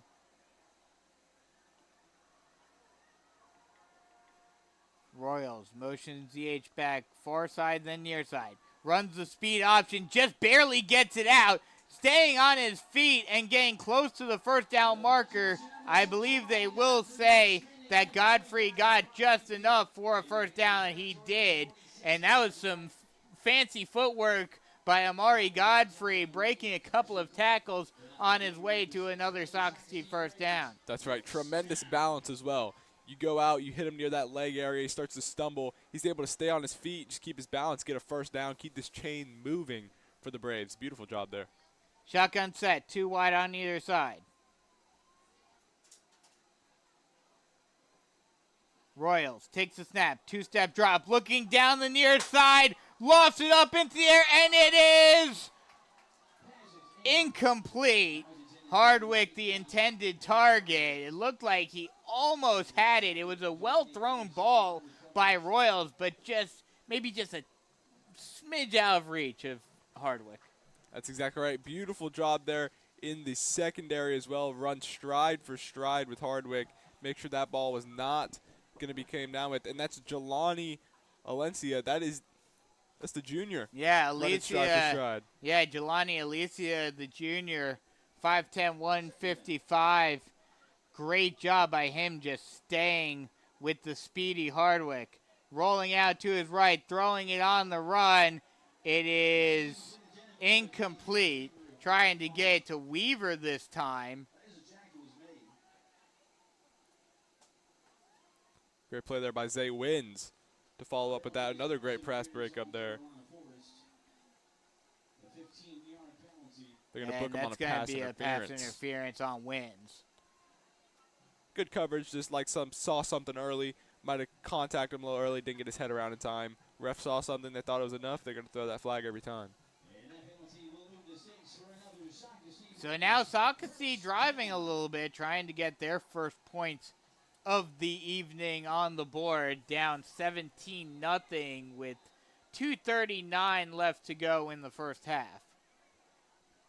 Panthers thus far have been pretty much dominating this whole game for the most part. Shotgun set, 2 wide on either side. Rolling out to his left, getting pressure, still rolling.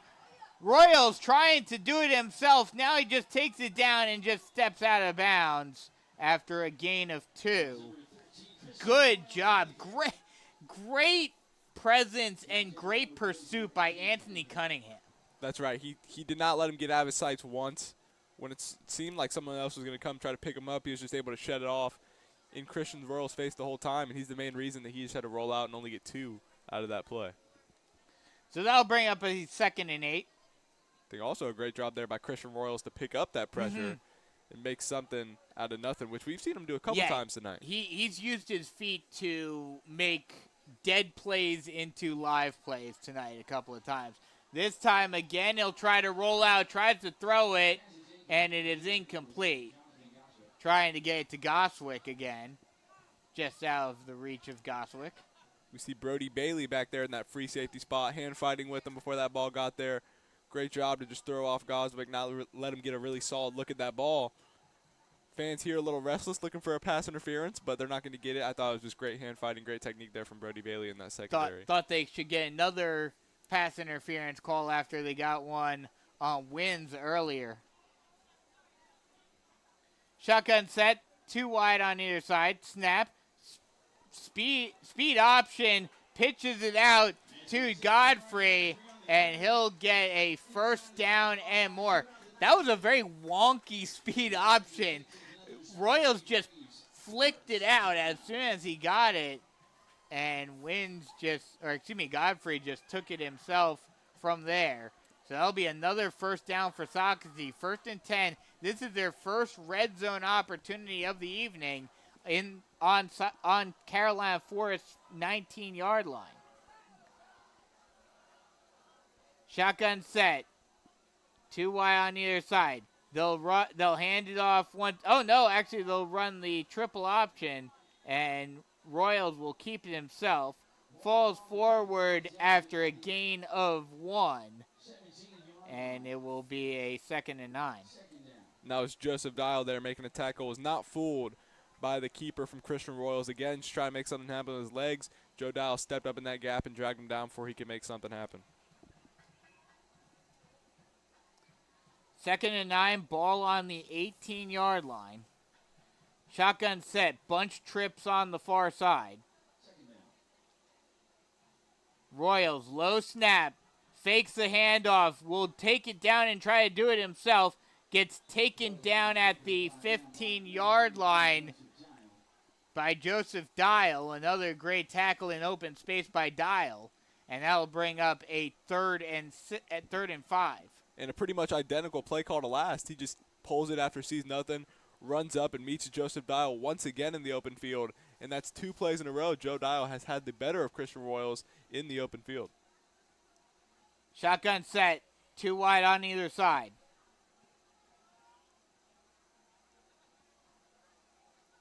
Royals, low snap, one-step drop, getting some pressure, and gets taken down for the sack. Fumbled that too. Looked a little risky for a second. I believe a lineman hopped back in there. Great pursuit. Great job by Gary Tomlin to get into the backfield. Gary Tomlin coming from the edge. No chance for for Jordan Williams to contain him on the weak side or on the strong side, and just got taken down on the sack, and that'll bring up a 4th and 10. Clock is rolling.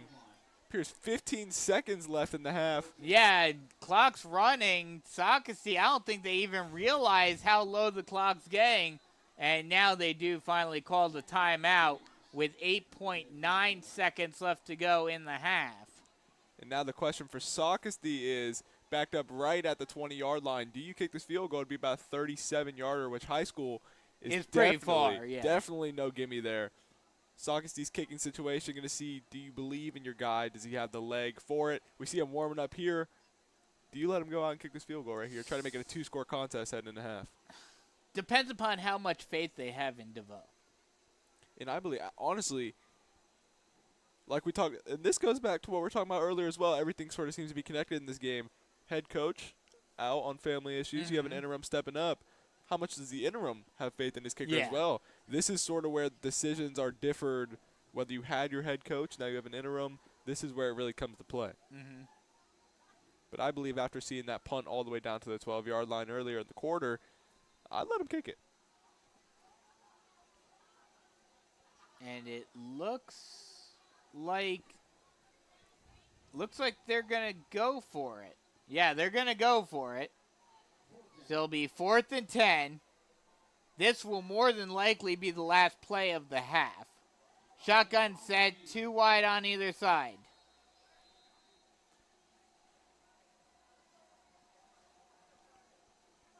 Royals. And we'll see if they decide to snap it. I don't think they're going to, and I think they got exactly what they wanted. I was about to say, I think they're going to try to draw the Panthers off sides to maybe give DeVoe a little extra room or a little more of an easier kick. And it looks like Socastee got exactly what they wanted. And now it looks like they're going to bring DeVoe out to kick. Nope, now they're going to call another timeout. That's right. I mean, they line up in the hard count. They do exactly that. They get some guys to jump. You know, Carolina Force wants to sort of bring some heat. 4th and long, backed up. You're trying to get there, make them uncomfortable. They're waiting for a play to develop so you get your guy in the backfield. They don't have the chance for that. And it seemed like the Panthers were just going off of the Braves' cadence because Royals would always move a man in motion and then snap it. So that's how they've been going this whole entire half. And so the Panthers were just expecting it. If I were Mark Morris, though, I would have been calling out, hey, watch the offside, because in my head, as I was watching that, I was thinking they're going to try to draw the Panthers offside instead of snapping it to see if they can get the field goal opportunity a little closer for DeVoe. A very well thought out play call, very well thought out execution. Now it just makes a 37-yarder. Only at what is a 31-yarder. Yeah, they're going to bring out DeVoe now to kick the 31-yard. And now there's going to be – oh, never mind. Wait. Hold. Timeout called by the Panthers to ice DeVoe. A little strategy by Mark Morris. Not surprising, especially in high school. That's right. You tell him, you want to get me on the hard count? I'm going to ice your kicker. We're going to see how good this kid really is. We're going to see what that leg's about. Going to see what all the talk about it is. Saw a great punt earlier, going back to it. Let's see what the leg's talking about. DeVoe's really had a good chance to prove himself tonight, giving him a lot of looks. And again, something that you don't see very often in high school, you may see a game with more than one field goal on the board. A 17-3 score is definitely not a high school level score. No. Playing very routine classic ball right now. Yes. So we will see now as DeVoe comes out once again to kick the 31-yard field goal. Snap. Kick is up. It has the distance. It is good. Daniel DeVoe puts it through. And with 4 seconds left to go on the clock before the half, it is 17-3. This is a college score, not a high school score. That's exactly right. And that's a very impressive kick under pressure. Yes. A very fast Charles McRae was coming off the edge there, looking to get that ball in his mitts, able to get the kick off before. And not only that, that sailed far onto the track.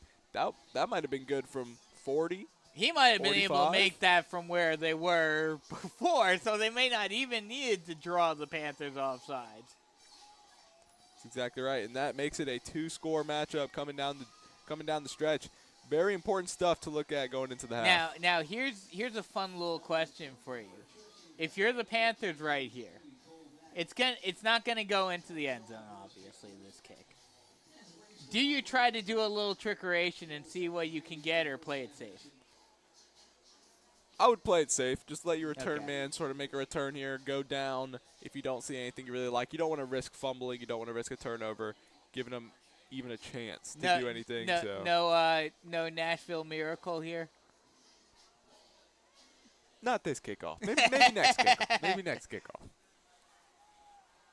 It looks like they're going to onside. Oh, no, never mind. I thought for a second he was going to onside kick it. The Panthers fielded at the 19-yard line, and, yeah, they're just going to take it down. They'll get taken down at the 29-yard line, and that will end the first half. So after 2 quarters, it is 17-3. Panthers in the lead. We'll take a quick break.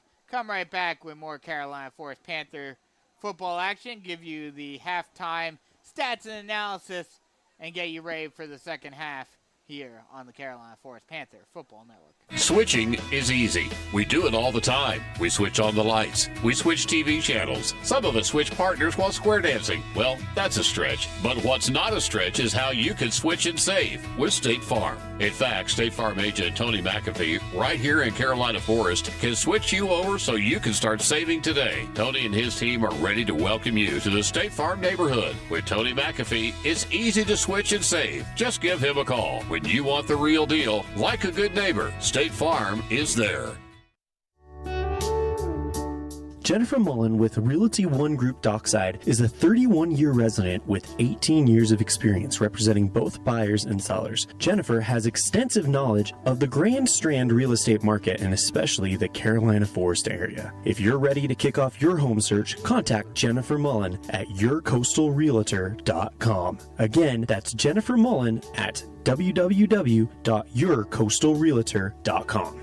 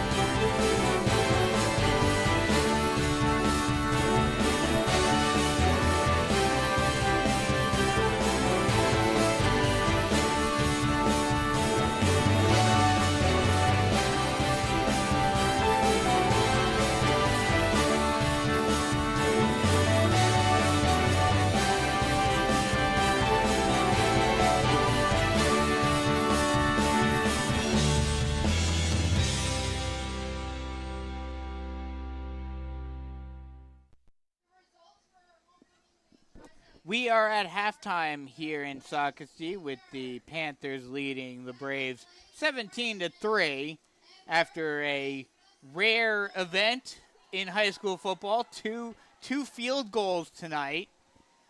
And the Panthers look to continue their strong start to the 2024 region schedule tonight. Speaking of the region, we'll go around the region.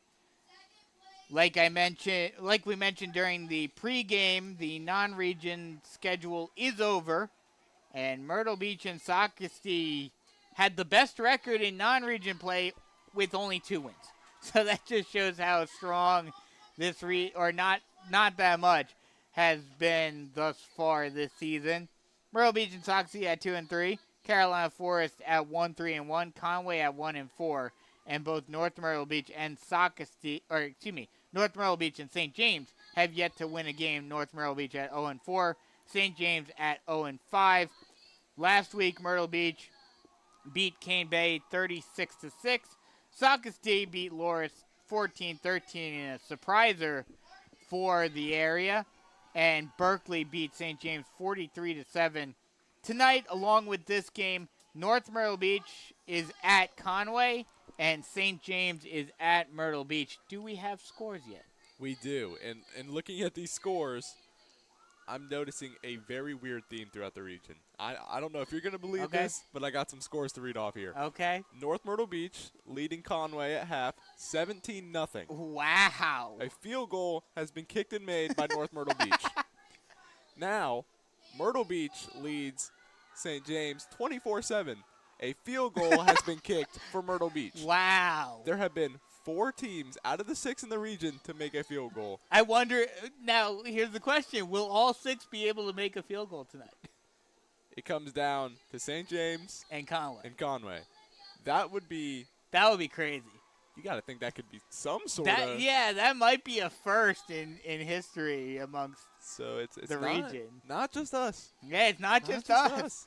But, I mean, the fact that the fact that North Myrtle Beach is being Conway is pretty crazy with how North Myrtle Beach has played in their non-region play, even losing to West Brunswick, who Carolina Forest dominated. That's right, and don't know the whole storyline of that game, yeah, obviously, but coming down to just score-wise, it seems to be commanding for North Myrtle at that. A 17-0 lead, that's holding a Conway team with an offense that is able to move the ball, holding them to 0 throughout the half. That's a very impressive feat for those North Myrtle Beach Chiefs.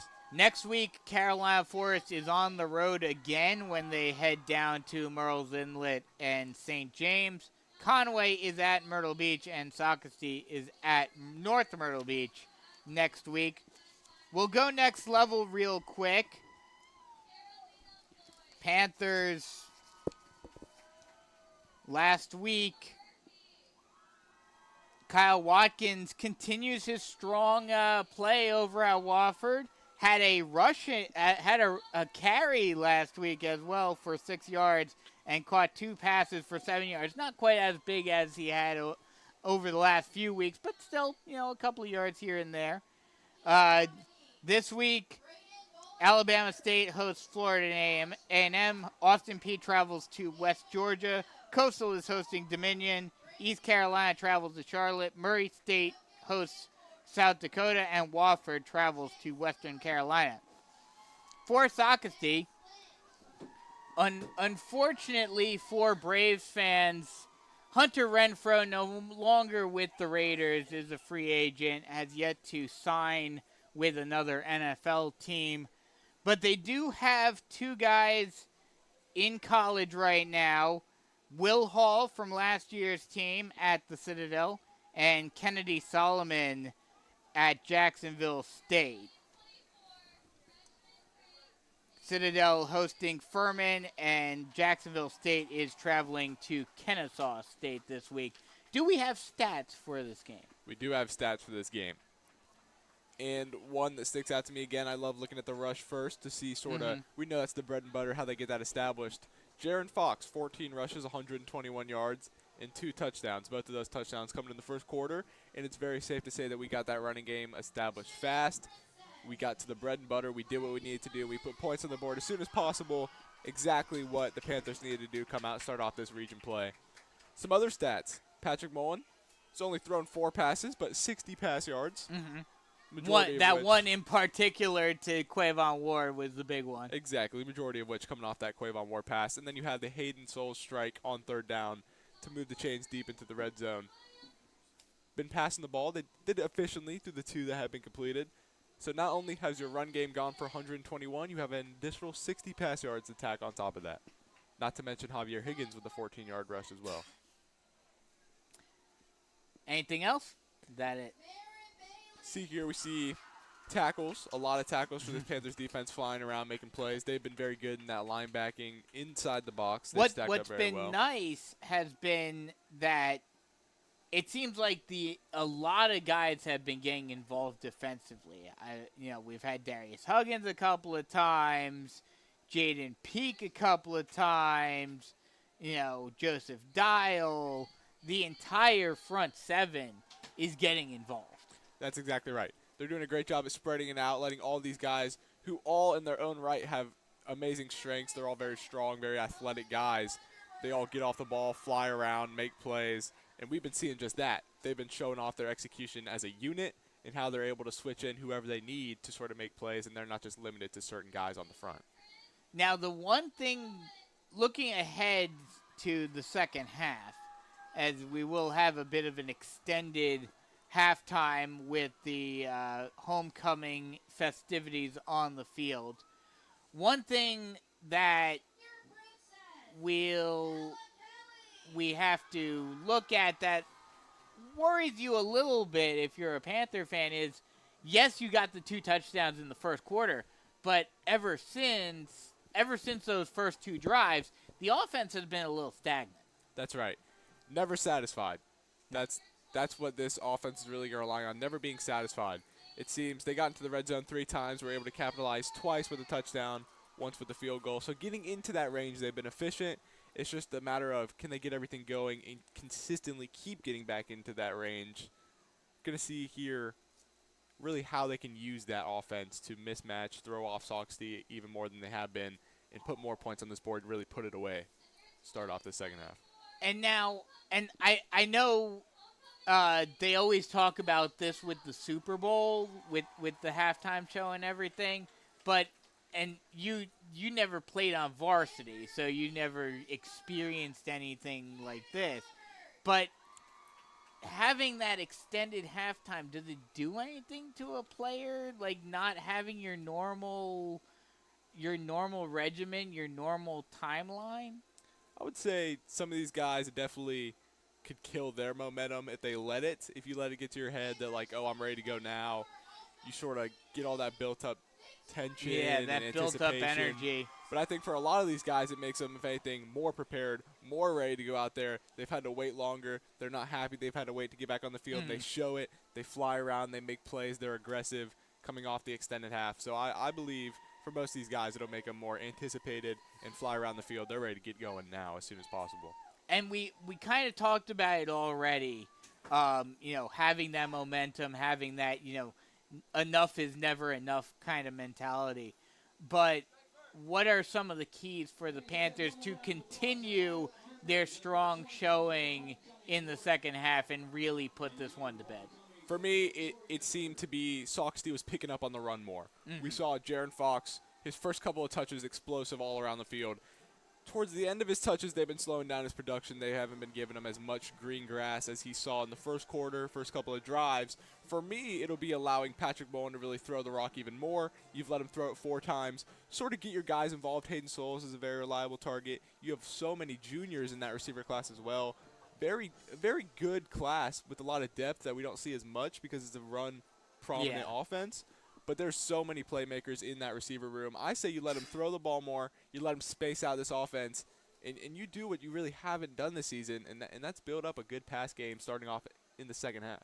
Now, one thing you mentioned Jaron Fox and him being kind of stymied in the second quarter. One person we haven't seen, and I know he's been on and off throughout the season, is Chris Livingston. First off, do you have any, intel on what's going on there? And secondly, if there isn't anything going on, could we see him in the second half? I do not have any intel, but we do know. I know just as much as the common person about how he came off his injury. Yeah. About 2 to 3 weeks ago, Ashley Ridge was the first game back, sort of ease him back may in. that injury have been re-aggravated? I would think with the bye week, that would sort of buy him some time to get back fully healthy, but I don't think that's been the case. I don't think it's really an issue besides from the fact that they still just don't want to push the envelope on him. You know, because even on the one play that they brought in the two-back set, it was Javier Higgins out there instead of Livingston. That's exactly right. Now, if I had to assume, I would say it's something to do with that injury, sort of nurturing it, just not making it bigger than it has to be. No shade to Socastee, but we see that Carolina Forest is able to get it done without that guy. Why would you risk putting him in and re-aggravating an injury that really, in the first region game, doesn't need to be touched? So considering the schedule then, that leads me to another interesting question. Considering the schedule, do we potentially not see him until the 25th? That's a great question.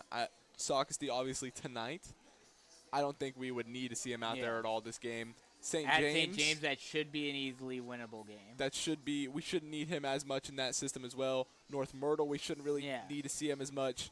Myrtle Beach would be an ideal spot to have him back fully healthy, 100% ready to go. But I believe, from his perspective, senior season. Obviously, you want to be out there. He's not going to want to miss it any more than he has to. But from a coach's perspective, if you're Mark Morris, do you say, hey, let's keep you out, or at the very least, heavily limit his time on the field over the next 3 weeks so he is completely 100% ready to go for Myrtle Beach? I believe that will be a conversation that they will be having for a week or two throughout practice, throughout reps, whatever they're doing. It's just, hey, I know you want to be out there. Senior season, last ride. I know you want to be out there with your guys.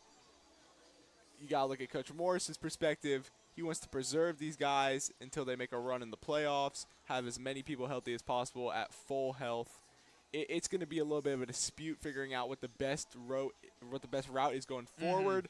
You just got to believe that they're going to talk out best. There's going to be multiple people involved, and whatever they come to a conclusion with, they're just going to have to ride it out. It's that same sort of conversation that you get every year at the end of the season in the NFL of, do you keep your guys out if they're slightly banged up just to make sure that they are fully ready for the games that truly matter? And obviously that's a debate that's been going on for a while now. And Mark Morris is having to contend with it with his number 2 back and his power back in Chris Livingston. That's exactly right. And I know from Chris's spot that it's really heartbreaking. Oh, yeah, of course. As a player, you want to be out there. I know he wants to be out there so bad. Senior season, just get as many touches, as many targets as he can, just make as many plays as he can. And he's not able to do that from the sideline. So it's really a tough thing to come to terms with as a player, is that you're not out there with your guys making plays the way you want to be. Yeah, exactly. As both teams are coming out of the locker room now, the homecoming festivities are done. We are just about a minute away from kickoff of the second half. We'll take a quick break, come right back with the start of the second half here on the Carolina Forest Panther Football Network. Switching is easy. We do it all the time. We switch on the lights. We switch TV channels. Some of us switch partners while square dancing. Well, that's a stretch. But what's not a stretch is how you can switch and save with State Farm. In fact, State Farm agent Tony McAfee, right here in Carolina Forest, can switch you over so you can start saving today. Tony and his team are ready to welcome you to the State Farm neighborhood. With Tony McAfee, it's easy to switch and save. Just give him a call. When you want the real deal, like a good neighbor, State Farm is there. Jennifer Mullen with Realty One Group Dockside is a 31-year resident with 18 years of experience representing both buyers and sellers. Jennifer has extensive knowledge of the Grand Strand real estate market and especially the Carolina Forest area. If you're ready to kick off your home search, contact Jennifer Mullen at yourcoastalrealtor.com. Again, that's Jennifer Mullen at www.yourcoastalrealtor.com.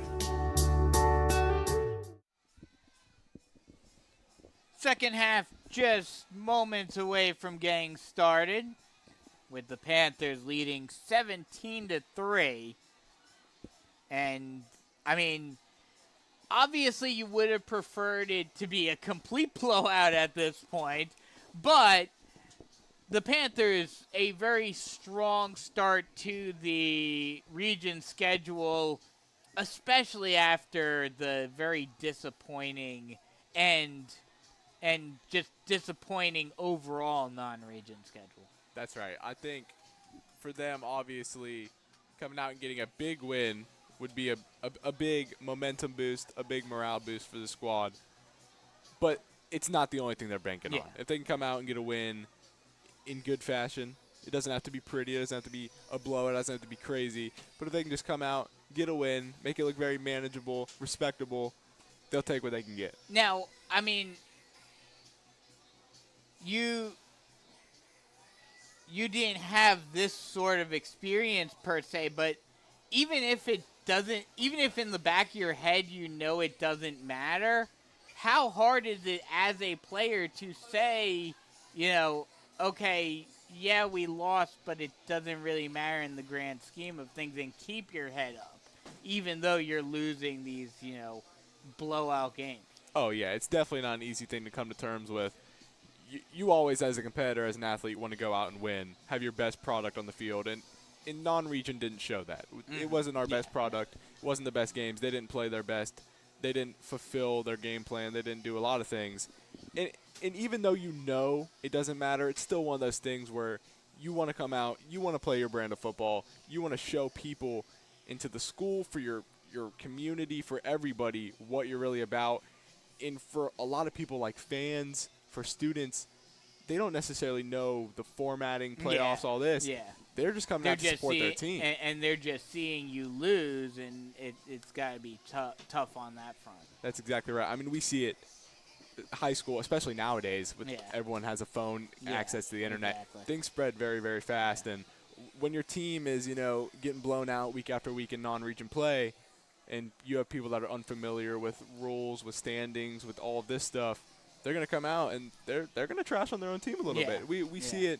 It's not something that people try to hide at all. You go on social media, you see it everywhere. I mean, you saw it even over the last couple of years when they were playing much better. Fans starting to get on to the coaches about throw the ball more and stuff like that. So that's exactly right. People love to talk. They love to spread things, and when things aren't going so hot for you as an organization, you hear that front. You hear all that. And it affects you. You want to put on your best product for the community, for your fans, and when you're not able to, even if it's non-region and it doesn't matter, it still hurts not being able to provide that product. But as they've done over the last couple of years in this same sort of situation, coming into region play, showing that they are still the top dog, I would say that this performance, yes, Socastee will probably be middle of the pack in the region, but still it shows that Carolina Forest is going to be at least in the running for the region championship this season. That's exactly right. They want to show what they're truly about and exactly what this region means to them, especially first year of the new beach region. Exactly. It's nice. And you don't have to worry about Sumter breathing down your back. That's exactly right. They let Sumter go to the Midlands. Let them go handle Dutch Fork and White Knoll. And we'll be all right without them. We'll be all right without them. We'll find our way. As we are just moments away from the start of the second half, Socastee to kick it off to the Panthers. Panthers will start on offense in the second half. 17-3, Panthers lead it in this opening night of Region 6-5A, the Super Beach region schedule. And this is why you love deferring to start off the game. Yeah. You have the momentum. You're up 17-3. You get the ball right back, start off, and see if you can go down and make something happen. Pooch kick is fielded at around the 33-yard line, and the Panthers nowhere to go after making the catch. So that's where the Panthers will start on offense. They'll start at the 34-yard line. You got to expect to start off the second half. They're going to treat it just like the start of the game. Hand it off to their guys, Jaron Fox. Get the run game going again. Show that even though coming out of the half, they still have that momentum. They still ride that wave. And also show that even though Fox was shut down for the most part in the second quarter, you're still confident in his abilities to break a big one. That's exactly right. And then I would like to see some pass plays coming out of this drive as well. Shotgun set, 2 wide on the near side. High snap, hands it off. No, Mullen keeps it himself on the read option. Gets along the corner. He's gone. Got a couple of men to beat, but gets taken down from behind at the 35-yard line by Goswick. And Patrick Mullen, we talked earlier about his ability to make these plays with his legs. He does it once again. Both of these quarterbacks putting on a show with these legs. He reads the read option, likes what he sees up the right side, takes it, gets good blocks, and he's pushing that into Braves territory to start off this drive. That was another Tony McAfee State Farm Carolina Forest first down. Previously, that was the Jennifer Mullen with Realty One Group Dockside kickoff. Shotgun set, 2 wide on the far side. Hands it off to Fox. Fox has a lane but gets tripped up from behind. Good play right there by Daniel DeVoe coming from behind and making sure that Fox was not able to take it to the house. But it is another Tony McAfee State Farm Carolina Forest first down, and the running game starts off strong. Hands it off to Fox again. Fox finds a lane, gets the first down and more before getting taken down at the 9-yard line. Another Tony McAfee State Farm Carolina Forest first down. And I think we're seeing our answer to start out the second half. Yes. Just like you mentioned, saying not being scared even though Fox got shut out towards the end of that second quarter. Go right back to him. You know what your game plan is. And they have ripped 3 big runs to start off this drive, and they're all the way down inside the red zone, inside the 10-yard line. Shotgun set, 2 wide on the far side. Fox again gets the handoff this time. He's able to get it into the end zone for the touchdown. So a very quick work drive. 4 rushes.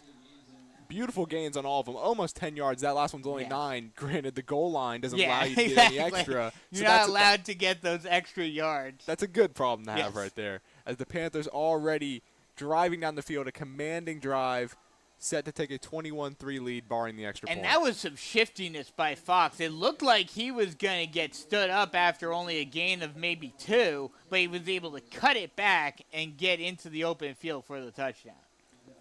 And a penalty is called on the Oh, wait. Oh, no, they called a penalty. It's going to be a holding on the Panthers, so negate that touchdown. Take the touchdown off the board. Or wait, hold on, wait. I think they're going to throw this on, actually tack it on the extra point. Oh, okay. I thought I saw the offense on the field. That's why I was confused. So but they didn't push it back, so I don't know what exactly the call was. It was on the Panthers. The extra point is up and no good. So now with 10:51 left to go in the third quarter, 23-6, Panthers lead it. We'll take a quick break, come right back with more Carolina Forest Panther football action. Switching is easy. We do it all the time. We switch on the lights. We switch TV channels. Some of us switch partners while square dancing. Well, that's a stretch. But what's not a stretch is how you can switch and save with State Farm. In fact, State Farm agent Tony McAfee, right here in Carolina Forest, can switch you over so you can start saving today. Tony and his team are ready to welcome you to the State Farm neighborhood. With Tony McAfee, it's easy to switch and save. Just give him a call. When you want the real deal, like a good neighbor, State Farm is there. 23-3. Panthers leading it with 10:51 left to go in the third quarter. We're set for another Jennifer Mullen with Realty One Group Dockside kickoff.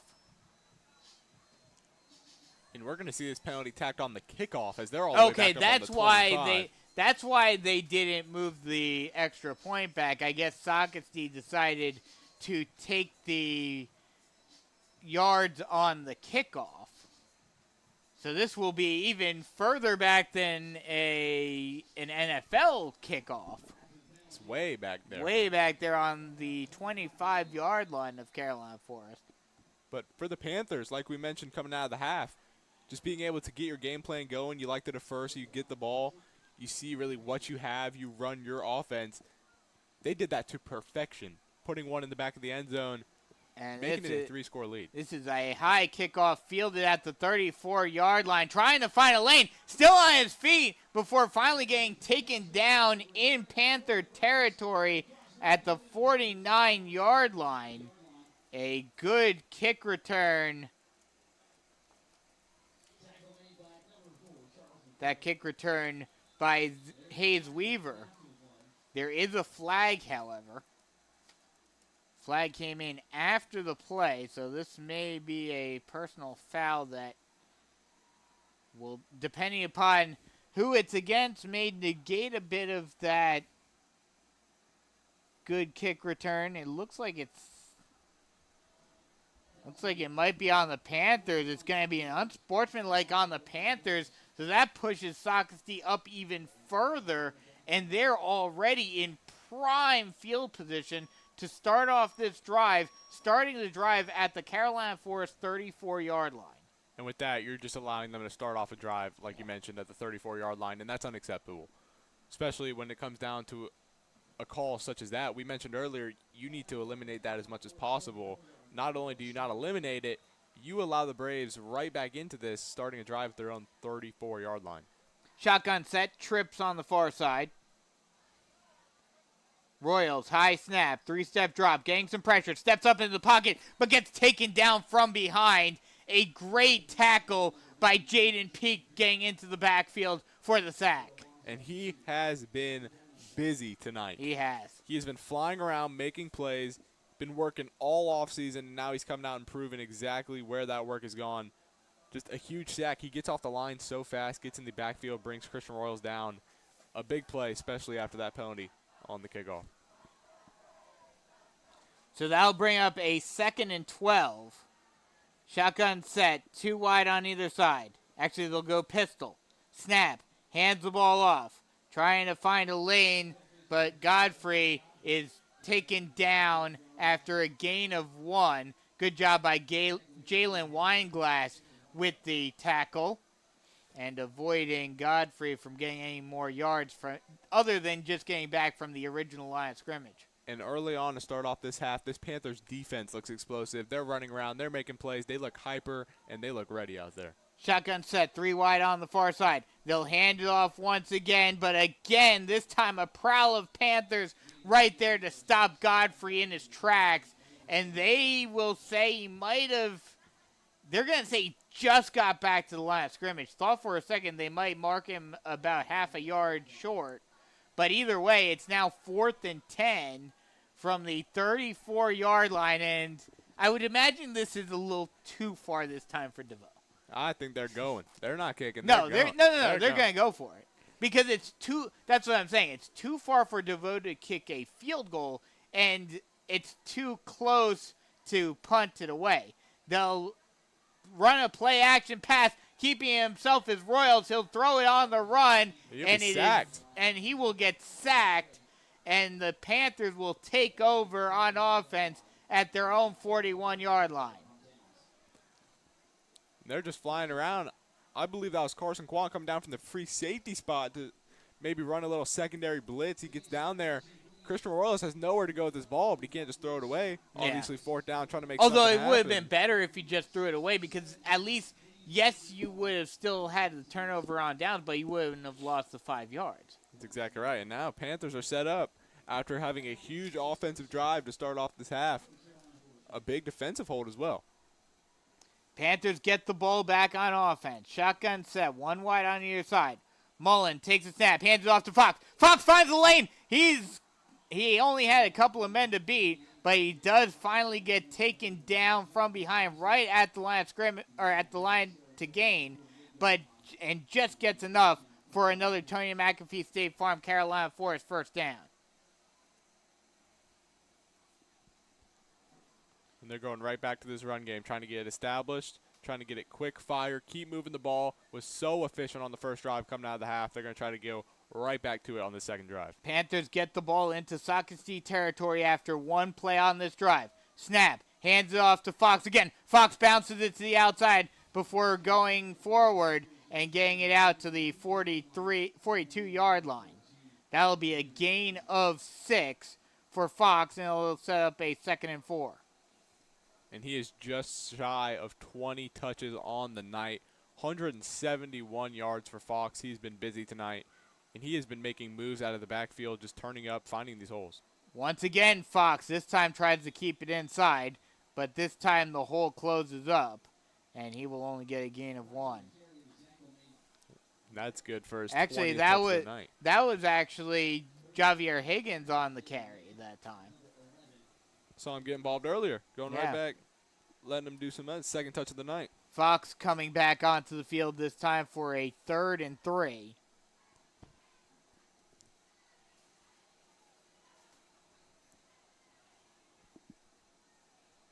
Snap. No, Mullen keeps it himself. He'll try to plow through the line. He'll get the first down and more before getting taken down at the 34-yard line. That'll be another Tony McAfee State Farm. Carolina Forest first down.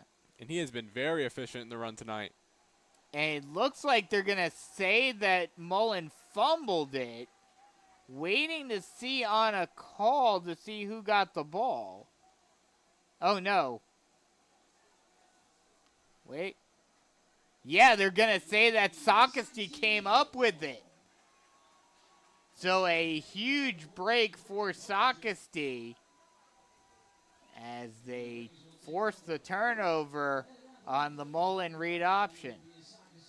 And that, I mean, with how well the Panthers have been playing, I don't think it matters all that much, but that could be a bit of a momentum swing in Socastee's favor with 7.5 left to go in the third quarter. Any type of turnover mistake such as that, it gets in your head, and Yeah. it really creates sort of a gap. And it's just not what you need, especially momentum-wise. We talk about riding the momentum, keeping the momentum. That does not help in any regard to that, and just gives the Braves an unnecessary chance. And now on the flip side, though, apparently some miscommunication or something by Socastee because they're forced to call their first timeout of the half already only halfway through the third quarter. And I know I talked about it earlier with the Panthers. Now it didn't matter as much for the Panthers. But if Socastee is able to come back in this game, that could be a big blow to them. It definitely could be down the line. We know timeouts are super valuable. If you want to get some shots down the field late into a game, late into a contest, you're able to kill the clock. Now you might be at the mercy of sort of how CF finishes this one out. Yeah. And if you're even going to be able to get those opportunities, those chances, you're not helping yourself by using timeouts early in this game. So they're back on the field. Shotgun set, 2 wide on either side. Royals motions a man, pitches it out as he gets hit, trying to find a lane, and Godfrey is stood up after a gain of 3. And that'll bring up a 2nd and 7. And once again, Jalen Weinglass making a big tackle in the open field. He's been flying around as well. So going back to our talk about all this depth in the box and these playmakers, definitely no shortage there on the defensive front.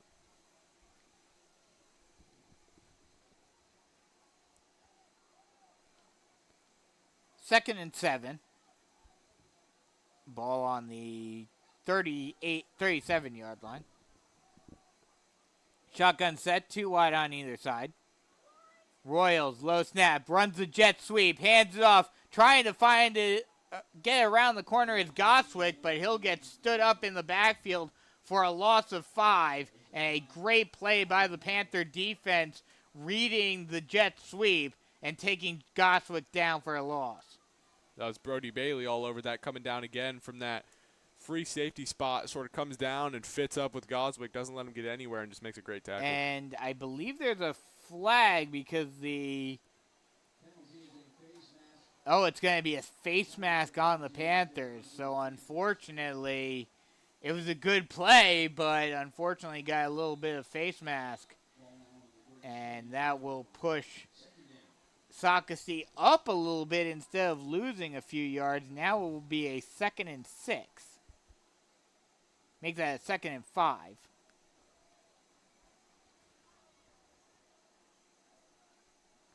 Shotgun set, 2 wide on either side. Royals motions the man, hands it off, trying to find a lane, but gets waylaid right at the line to gain by Huggins. Godfrey nowhere to go. He will get 1 yard, so it'll bring up a 2nd and 4, but Huggins just finding the opening and putting a hurt on Amari Godfrey. That's exactly right, and those are the type of plays that Darius Huggins lives for. He loves big hits. He loves making big contact plays at the line. He sees his opportunity. He has Charles McCray helping him out in that slowing down. The runner comes up, lays a big hit. It's 3rd and 4. Shotgun set, 2 wide on the other side. Screen pass trying to get it out to Goswick, but just a little out of reach, and that'll bring up a 4th down. And speaking of Charles McCray, he's diving at that ball. Very close to being a turnover there. Very fast guy, very athletic guy. Almost shows that off and gets himself a beautiful interception. That was just lucky to fall to the ground for Braves. So it'll be 4th and 4, and Socastee will be forced to punt it away once more. DeVoe coming out to punt it this time.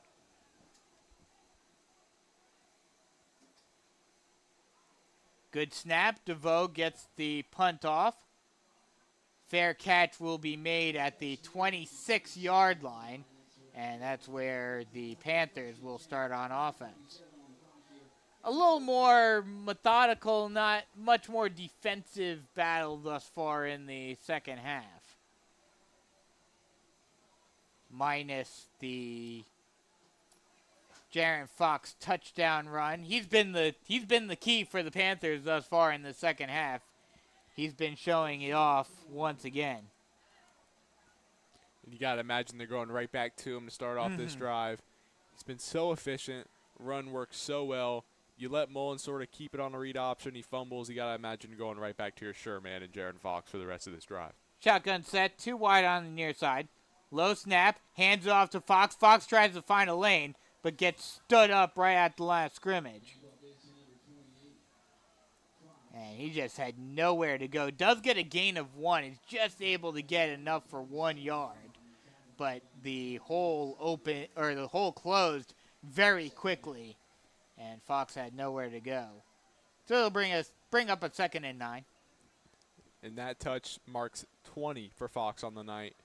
About halfway through this 3rd quarter. He's already seen 20 touches. He's been very involved in the offense. And just like you want, he's had great production. They'll go 2 running backs this time, bringing in JVR Higgins. Snap. They'll hand it off to Higgins, and again the hole closes for Higgins. And this time he'll just get back to the line. Oh, no, they will say he just got 1 yard again. That'll bring up 3rd and 8.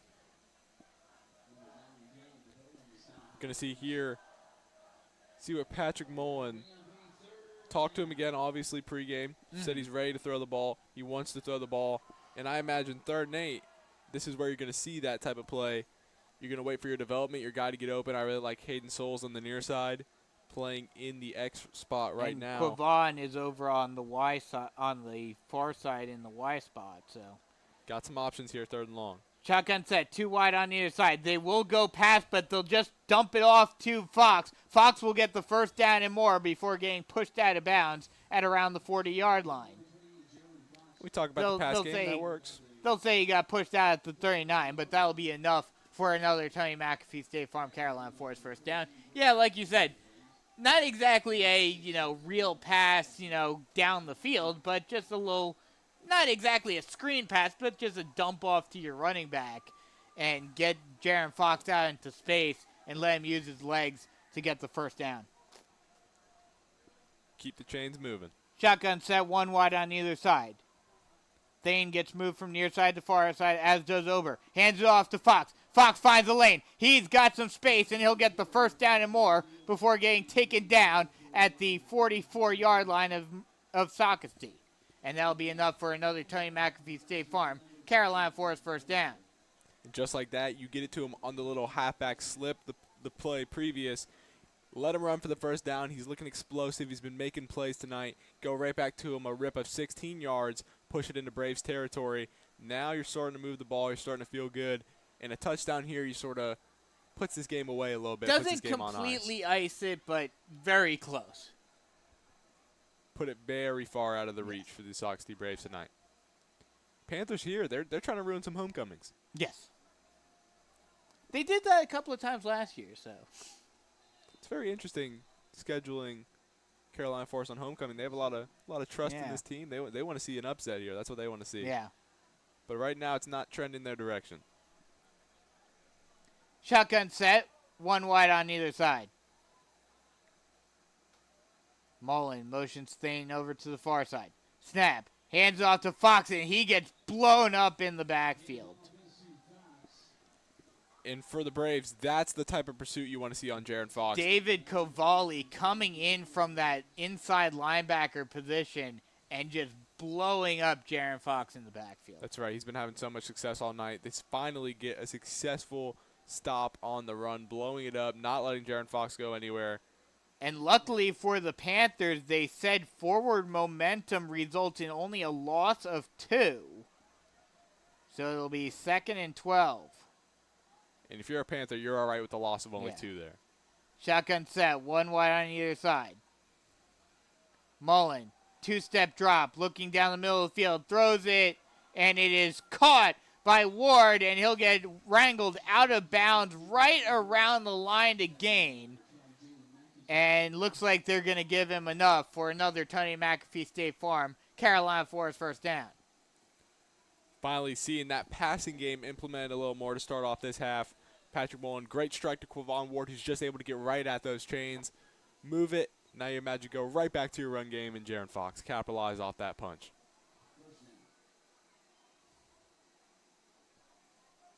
Make that 15 first downs for the Panthers tonight. Been very efficient moving the ball. Shotgun set, 2 wide on the near side. Mullen takes the snap, hands it off to Fox. Fox just follows his blockers to another Tony McAfee State Farm first down. Make that a gain of 11 for Fox. And the Panthers are driving yet again, now down to the 23-yard line. And there is a Socastee player down. So they'll take a moment to attend to him. It's not what you want to see in a game that's been very clean up to this point. Minus a few shenanigans here and there. Yeah, got a little chippy there for a little bit. Got a little chippy in the first quarter. 1:48 left to go in the third quarter. Panthers leading it 23-3. Very interesting score for this game. In high school, I would imagine this would fall in a scoregami type range. I could see it. 23-3 is definitely not something you see every day. Yeah. Especially those 3. It's like any time you see a score of like 5. You're just a little taken aback. Yeah. Get the occasional safety field goal combo. It's actually an interesting question. While we've got a little bit of time, as they attend to the player on the field for Socastee. Now they're ready to get set. But the last time that the Panthers had a safety was actually, ironically, also against Socastee, but that was back in 2019. They just love pulling out all the stops. They love getting the stops. They love getting the special plays against Socastee. Socastee, if you're coming to go watch a game, you want to see some obscurities, some interesting things you've never seen before. Go to Go to Carolina Forest. Carolina Forest against Socastee. You'll see the stuff that you don't normally see in other games. It'll be an interesting night. Shotgun set. They'll hand it off to Fox again, and he'll get tripped up, falls forward for a gain of 4, and that'll make it a 2nd and 6. And that gain of 4 is just enough to push him over the 200 yards rushing mark. 201 through 24 carries through this night. Another one for you. Last time the Panthers shut out their opponent was Socastee last year. Last year was a big year for the Panthers. Yeah. Field goal, shutout. A couple years prior, you got the safety, and they'll hand it off this time to Higgins, and he'll get a gain of 1. Make that a 2nd and 6 now. 3rd and 6, excuse me. Pushing it. You would not imagine we get 2 Carolina Forest field goals. That's just asking for a blue moon. They're in range. They're nearing red zone, right on that doorstep. Now that I'd really have to go deep into my research to figure out when the last time that happened. But it doesn't look like it's going to matter because Jaron Fox takes it on the speed option, bounces it around the corner, and takes it to the house. 220 rush yards, 4 touchdowns on the night. Right at the end of the third quarter. I doubt they're going to really slow down, so I think it's pretty safe to bet that Jaron Fox is going to get to 250 tonight. And I think he heard me say field goal. He said, "What's that?" Yeah, this he offense. said field goal. We don't need a field goal. We're going to go. We're taking this to the house. So you saw the field goal earlier. That's all you're going to get. Yeah. You take this one right into the end zone. The extra point is up and good, and with 8 seconds left to go in the third quarter, it is 30-3. Panthers in the lead. We'll take a quick break, come right back with the last. Actually, we'll stay right here as we're about to go to break for the end of the quarter. Basically, just the Jennifer Mullen with Realty One Group dockside kickoff, and then one play for Socastee. Actually, even the kickoff may bring us to the end of the third quarter. Exactly right. In third quarter, always the fastest quarter. Yes. Always. Especially when it's this sort of score. Exactly. We saw it the Huff game, the Irmo game. On this side, we're actually on the flip side of that. Yes, we're actually on the winning side of that. We can go through the third quarter happy. Yes. Satisfied. Speaking of which, Jaron Fox is definitely satisfied with tonight's performance, but there's still a whole nother quarter. Yeah, exactly. Still more football for Jaron Fox to pad those stats, get those numbers up. Even marveling a 220-yard rush night through 3 quarters and 4 touchdowns. I mean, even though obviously the Panthers would have loved to have had that game finish and get a win, this is kind of his or not so much redemption, but his getting the win that he was supposed to get when he was dominating Hartsville.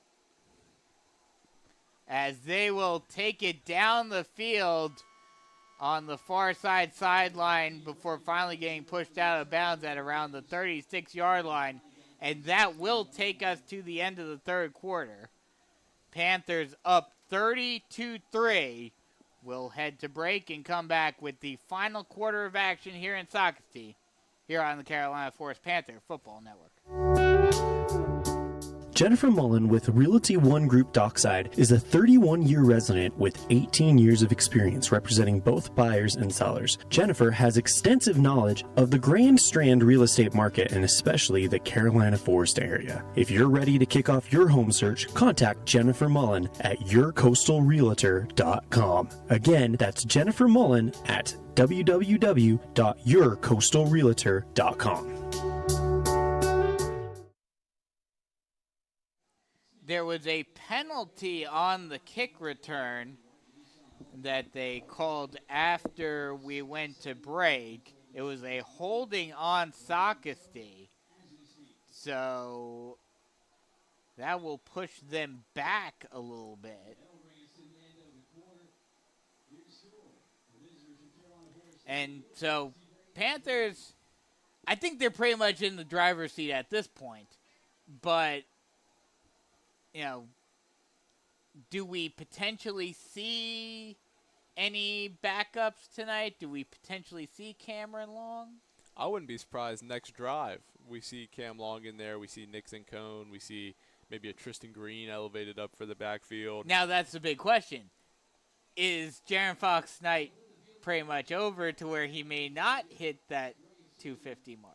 There very well could be another drive, barring how Socastee wants to patrol this drive. But I think regardless, we might see him one more drive. Maybe. I presume his night's over. I presume Patrick Mullen's night's over. A lot of other guys, Raheem Frazier, Hayden Souls. I believe we're going to see some backups come in, start a next drive for this offensive unit. As we are just about set to get the final quarter of play underway. Socastee's backed up, start off this drive. Shotgun set, actually empty backfield 5 wide. They'll run the fake jet sweep. Royals keeps it himself and gets a gain of about 5. Taken down by Jalen Weinglass.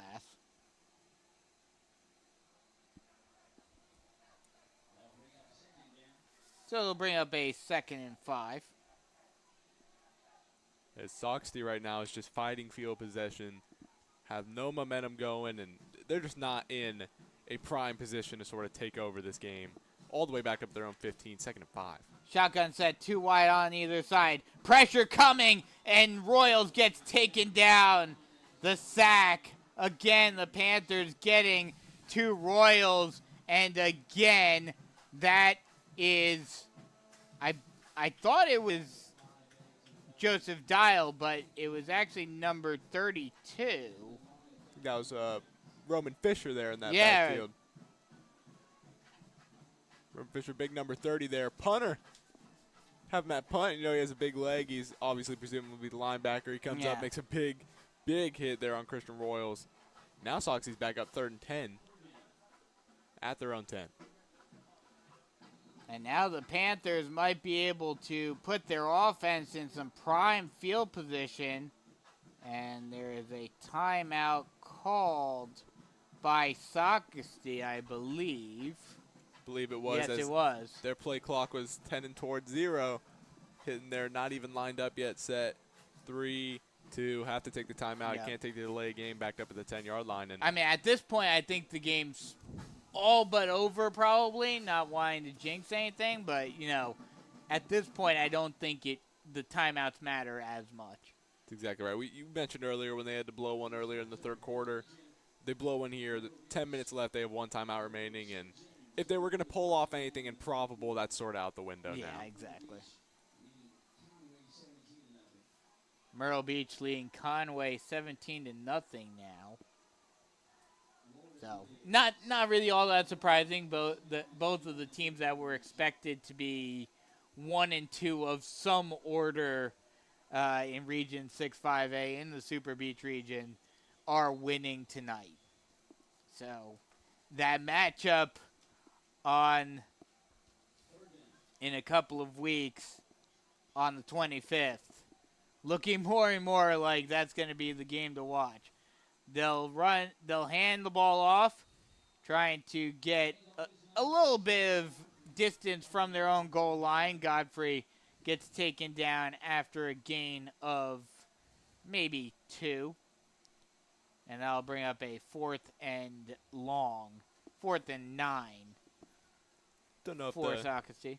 the PA misspoke, but Myrtle Beach is currently beating St. James. Oh, 37-14. Okay. Yes. Might have just been some confusion of the PA.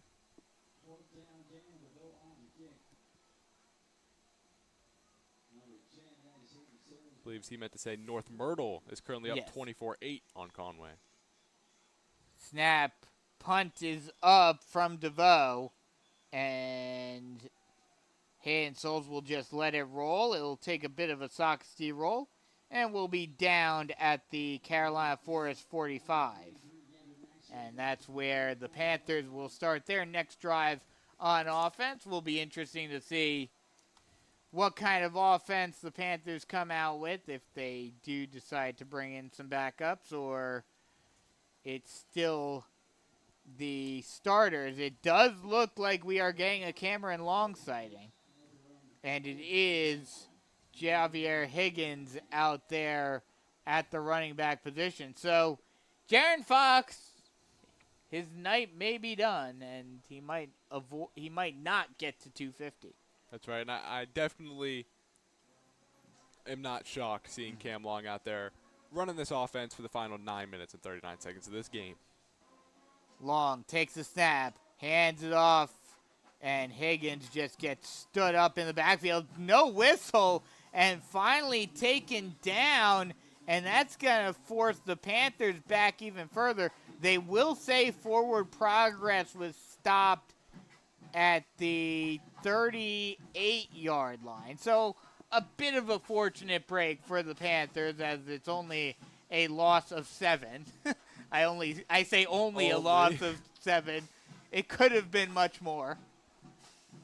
Was that got all over that, Red. They knew junior quarterback Cam Long coming in here. You know they're going to stick to the run game, and they Red run all over that play. Shotgun set, 2 wide on the far side. Whistles are blown, and a timeout will be called this time by Carolina Forest with 8:50 left to go in the game. They also had that play clock trending 3, 2, 1. Timeout.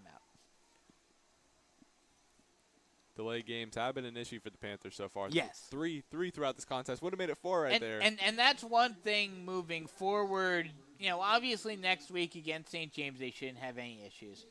But then getting to, and then North Myrtle Beach they shouldn't really have any issues. But getting to that Myrtle Beach game, you have to, these unforced errors of penalties need to be the focal point for Mark Morris next week in practice. That's exactly right. Just get the play call in fast, efficiently, get everything rolling, and it's not a major problem. It's something they'll get smoothed over very, very fast, and it's just a matter of this one. You have Cam Long coming in to patrol the drive. It's just unfamiliarity, really, not really used to that. You're used to Patrick Mullen being in the backfield, and it's something they'll get sorted out very fast. With this win, the Panthers will go a full decade without losing to Socastee. This will be their 10th straight.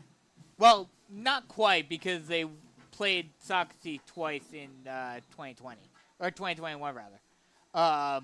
But it will be 10 straight wins against Socastee, and they will win the region opener for the 3rd straight season, 8th time in 9 seasons. Shotgun set, 2 wide on the far side.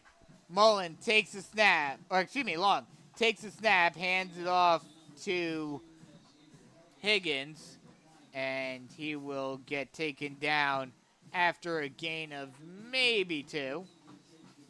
See, those numbers are very impressive. Yeah. Very consistent, very solid numbers. 8 of the last 9 years you're going out winning the region opener. Socastee 10 years in a row with a victory, or 10 games in a row, rather. And next week, they have another winning streak on the line. They have beaten St. James 11 straight seasons.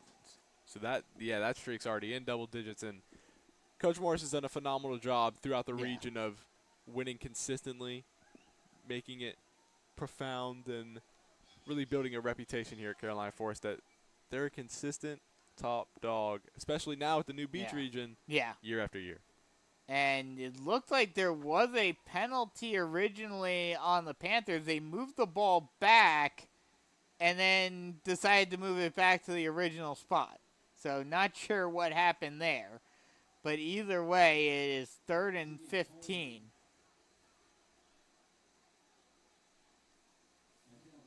See, 3rd. No, Socastee decided to decline the penalty. So it'd be 3rd and way back. 3rd and 15 for the Panthers.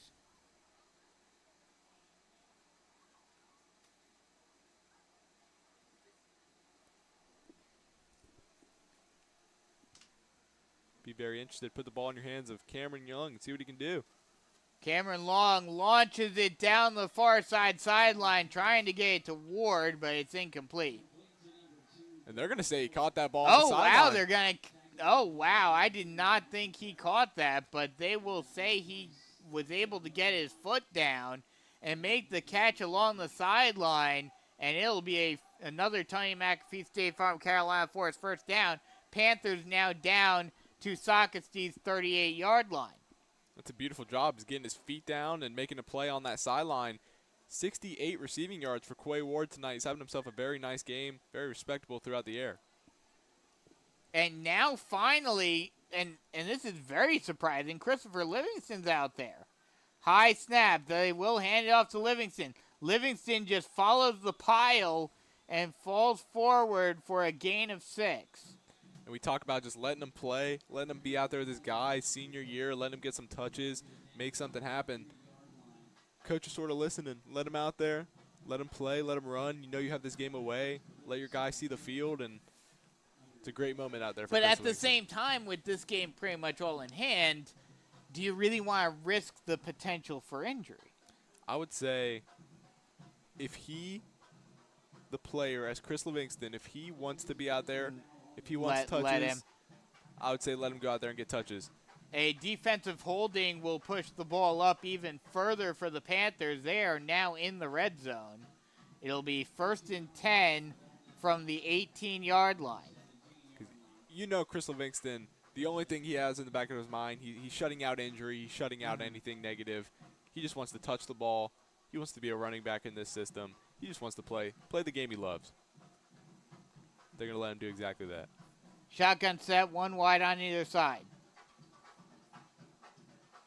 Long, high snap. He'll have to take it down himself, and he just has nowhere to go. Gets taken down for a loss of 2. We know Cam Long is very lethal with his legs. That snap was a little out there. He had to make something sort of happen, just fall down and not really let pressure get in the backfield. But we know if he gets a clean look, if he gets a read option, if he sees a hole, he is more than capable of just moving it through the dead ball. Flag just flies throughout the air. And there's an unsportsmanlike conduct on Socastee, so that will push the ball up. Be interested to see what happened there. Seems like probably a little bit of talk. Ref probably overheard something that he did not need to hear. Well, especially with what happened earlier on in the game. That's exactly right. We knew they were going to tighten down on it. They weren't going to conform to any of that mess, and certainly tighten down on it here, making it 2nd and very manageable. About 2nd and 3 here coming up. Yeah, it'll be a 2nd and 2 now for the Panthers. Pushing that ball in the red zone, almost on the 10-yard line, it seems. Yeah, it looks like they're right on the 10-yard line. And timeout is called by Socastee. That's their final timeout of the half with 7.5 left to go in the game. So we'll take a quick break, come right back with more Carolina Forest Panther football action. Switching is easy. We do it all the time. We switch on the lights. We switch TV channels. Some of us switch partners while square dancing. Well, that's a stretch. But what's not a stretch is how you can switch and save with State Farm. In fact, State Farm agent Tony McAfee, right here in Carolina Forest, can switch you over so you can start saving today. Tony and his team are ready to welcome you to the State Farm neighborhood. With Tony McAfee, it's easy to switch and save. Just give him a call. When you want the real deal, like a good neighbor, State Farm is there. Panthers leading it 30-3 with just under 7.5 left to go in this one, and pretty much have this all but wrapped up already again in the red zone offensively. And they're just trying to basically put the dagger into Socastee at this point. Be a little bit of a showing for Cam Long here, really show off what he can do, not only to the Panthers fans, but to the Socastee fans who forbid might have to deal with him next season. Yes. Yeah, Cam Long, definitely going to be the heir apparent to Mullen, going to be the quarterback next season. Really good here. Is he able to get in region snaps, region experience, really know what not only close games, because we haven't seen much in these close games, usually comes in when it's a game time dead situation, but being able to play a rival such as this and just a region experience, a region environment, it's a great experience for a young developing guy. Livingston out there once again. Shotgun set, one wide on either side. Long takes a snap, speed option, pitches. Oh no, keeps it himself, breaks a tackle, and forces his way into the end zone. What a nifty move by Cameron Long to score the touchdown for the Panthers. I thought he was dead to rights. I thought he was going to pitch it out to Livingston, and he just says, nope, I'm keeping it myself. Bounces off a tackle, breaks it to the outside, gets around the corner, and scores the touchdown. And that's the exact effect he has on a defense. You cannot think around Cameron Long. You just have to play, you have to swarm. He'll make you pay. He's dancing in that backfield, makes a nifty move just like you mentioned, gets up, finds the end zone, and just when we're talking about him being the heir to the throne and putting on a performance, he shows it. He sure shows it. He shows exactly why he is next in line and why people are very excited to see him come up. And he shows exactly why. That's just an amazing play by Cam Long.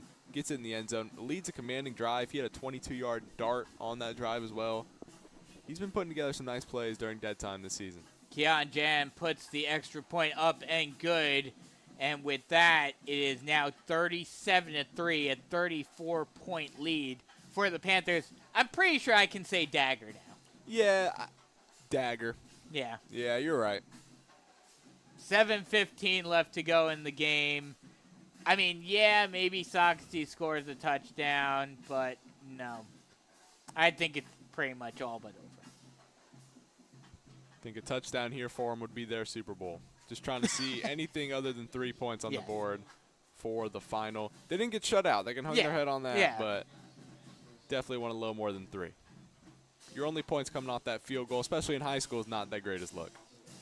Next week, the Panthers face off against the Sharks on the road, while Socastee heads up to North Myrtle Beach to face the Chiefs. As Socastee's homecoming getting a little spoiled here by the Panthers. Yep. A little pooch kick is fielded. Whistles are blown as the ball is caught. And I guess they're going to say it was a fair catch.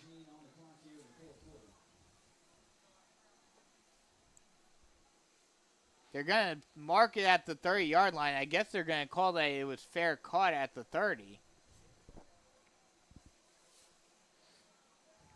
And that's where Socastee will start on offense.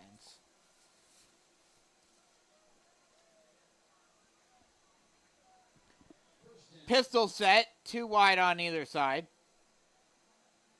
Royals motions a man, takes the snap, hands it off, and nowhere to go. The Panther defense gets into the backfield again, and Godfrey has nowhere to go. It's a loss of 1. All night they have been swarming to the ball. They have been stuffing the run. They have been looking for any type of just assignment they can pick up on, and they've been doing just that. They've been playing very stout at the line and just a great job flying around for this whole front, this whole defense. Just a great game tonight. Limiting your opponent to 3 points in any contest, that's always a win.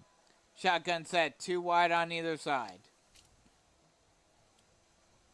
And that's actually, I believe that's Gavin Hutchinson out there at quarterback now. Hutchinson will keep it and will get back to the line of scrimmage. So even the backups for Socastee are coming in.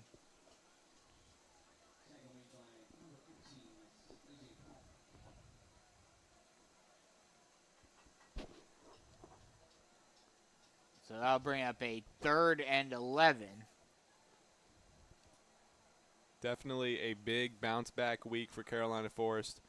We mentioned starting off the region strong, coming out, making a statement, and they're doing just that tonight. And yes, that is Gavin Hutchinson, the backup quarterback out there for Socastee. He'll take the snap, hands it off, trying to find a hole, getting a bit of a lane, and a good run by Godfrey. Getting a gain of about 6, but there is a flag on the field. If it were not for the open field efforts right there on that tackle, there was a lot of green grass for that rush to go. Beautiful tackle in the open field, just not allowing anything, and also bringing up a 4th down here for this Braves unit. You know they're going to go 4th and short. See if the Panthers' second team can come in and get a stop, make a little bit of noise. Now the question is, do the Panthers, they're going to accept the penalty and force them to do it again. It will be a 3rd, and we'll have to wait to see where exactly they mark it. It will be a 3rd and 12.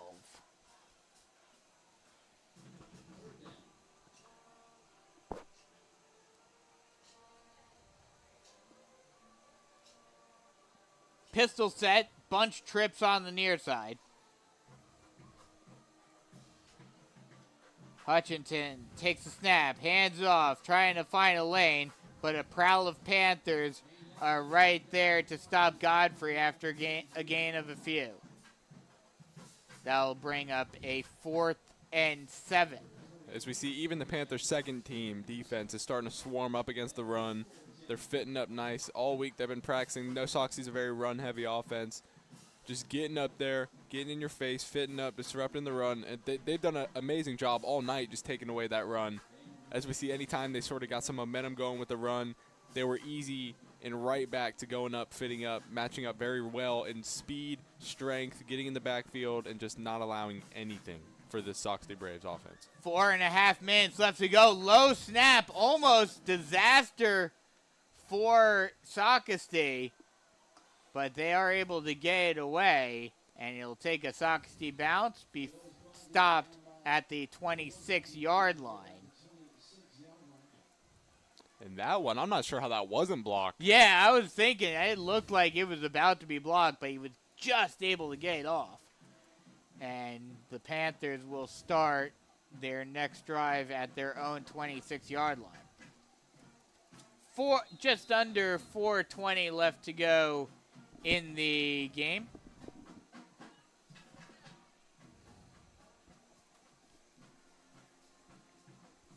See what Cam Long has left in the tank with this offense.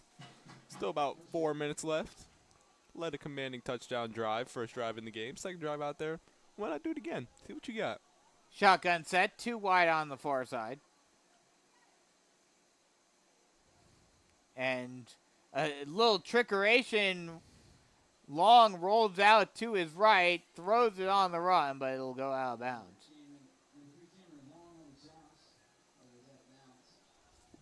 That was an interesting little play. As soon as he took the snap, he just rolled out to his right. And I think you see that all the time with Cam Long. As soon as he gets the ball in his hands, he doesn't really have much patience in the pocket as you'd want to see out of your quarterback. Something obviously a young guy still developing. That'll come with time and experience at the next level. He is very poised and tends to run out of the pocket a lot, scramble, look for something. It's just something he has to pick up on, more experience at this varsity level. 2nd and 10, they'll hand it off, finding a lane and getting the first down and more. Javier Higgins with the carry, and that'll be another Tony McAfee State Farm Carolina Forest first down. And I think it's safe to say at this point we will not be seeing any more Jaron Fox. I think it is safe to say that. So he will finish the night 25 carries, 220 yards on the ground. He has an additional 8 yards to the air and 4 touchdowns on the night. Pretty good night. Yeah, pretty good night for Jaron not Fox. too shabby. I wouldn't have to say. Shotgun set, 2 wide on the far side. Little screen pass out, but just a little out of the reach of Zhao Rishi. Looked like he could have been caught, but just couldn't get his hands on it. That'll bring up 2nd and 10. 3:20 left to go in the game. We're just seeing the whole second team unit trying to scrap together a drive, trying to get some game time experience and get some stuff rolling, get it going. We know this game's heading towards the exit. Snap. Long will hand it off once again to Higgins, and he'll get taken down. He'll lose a couple, and it'll bring up a 3rd and 12.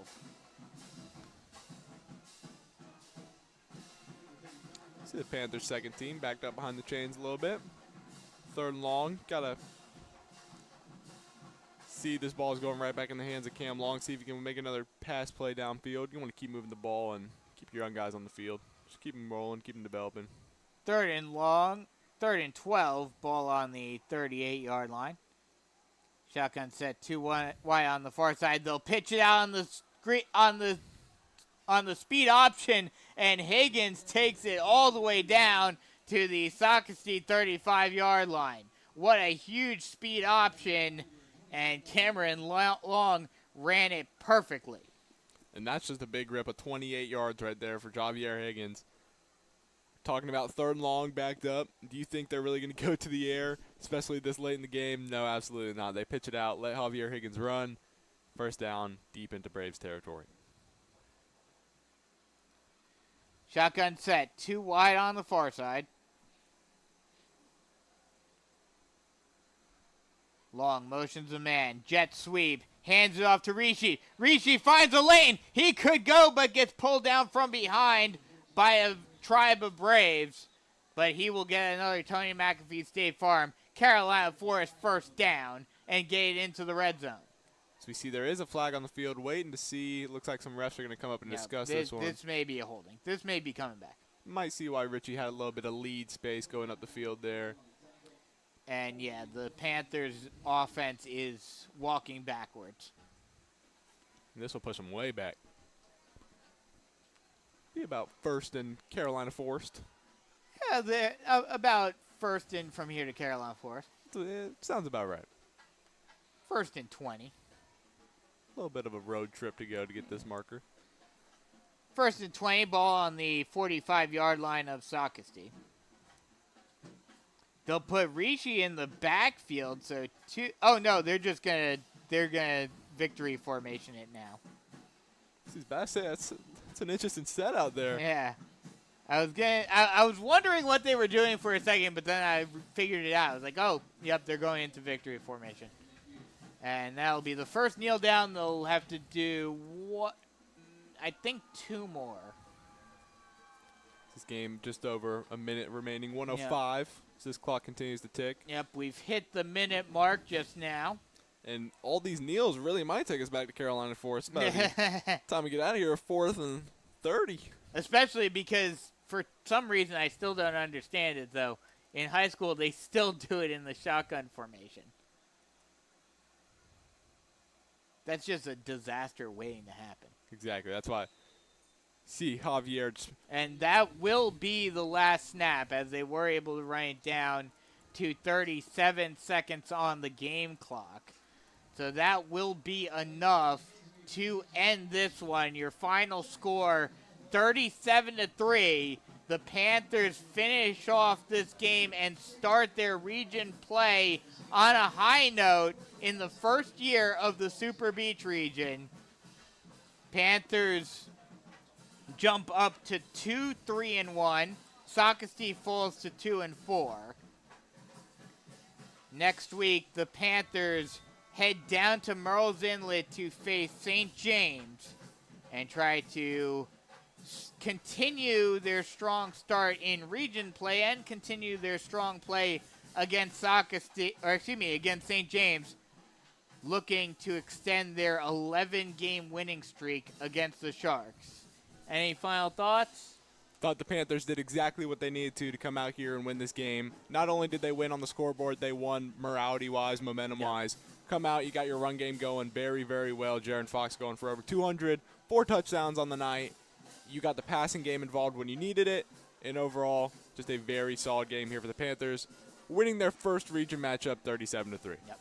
Once again, final score 37-3. Panthers win their region opener, and they go up to 1-0 in region play. For Brogan Hillman, I'm Brandon Biskobing saying so long, and we'll talk to you guys next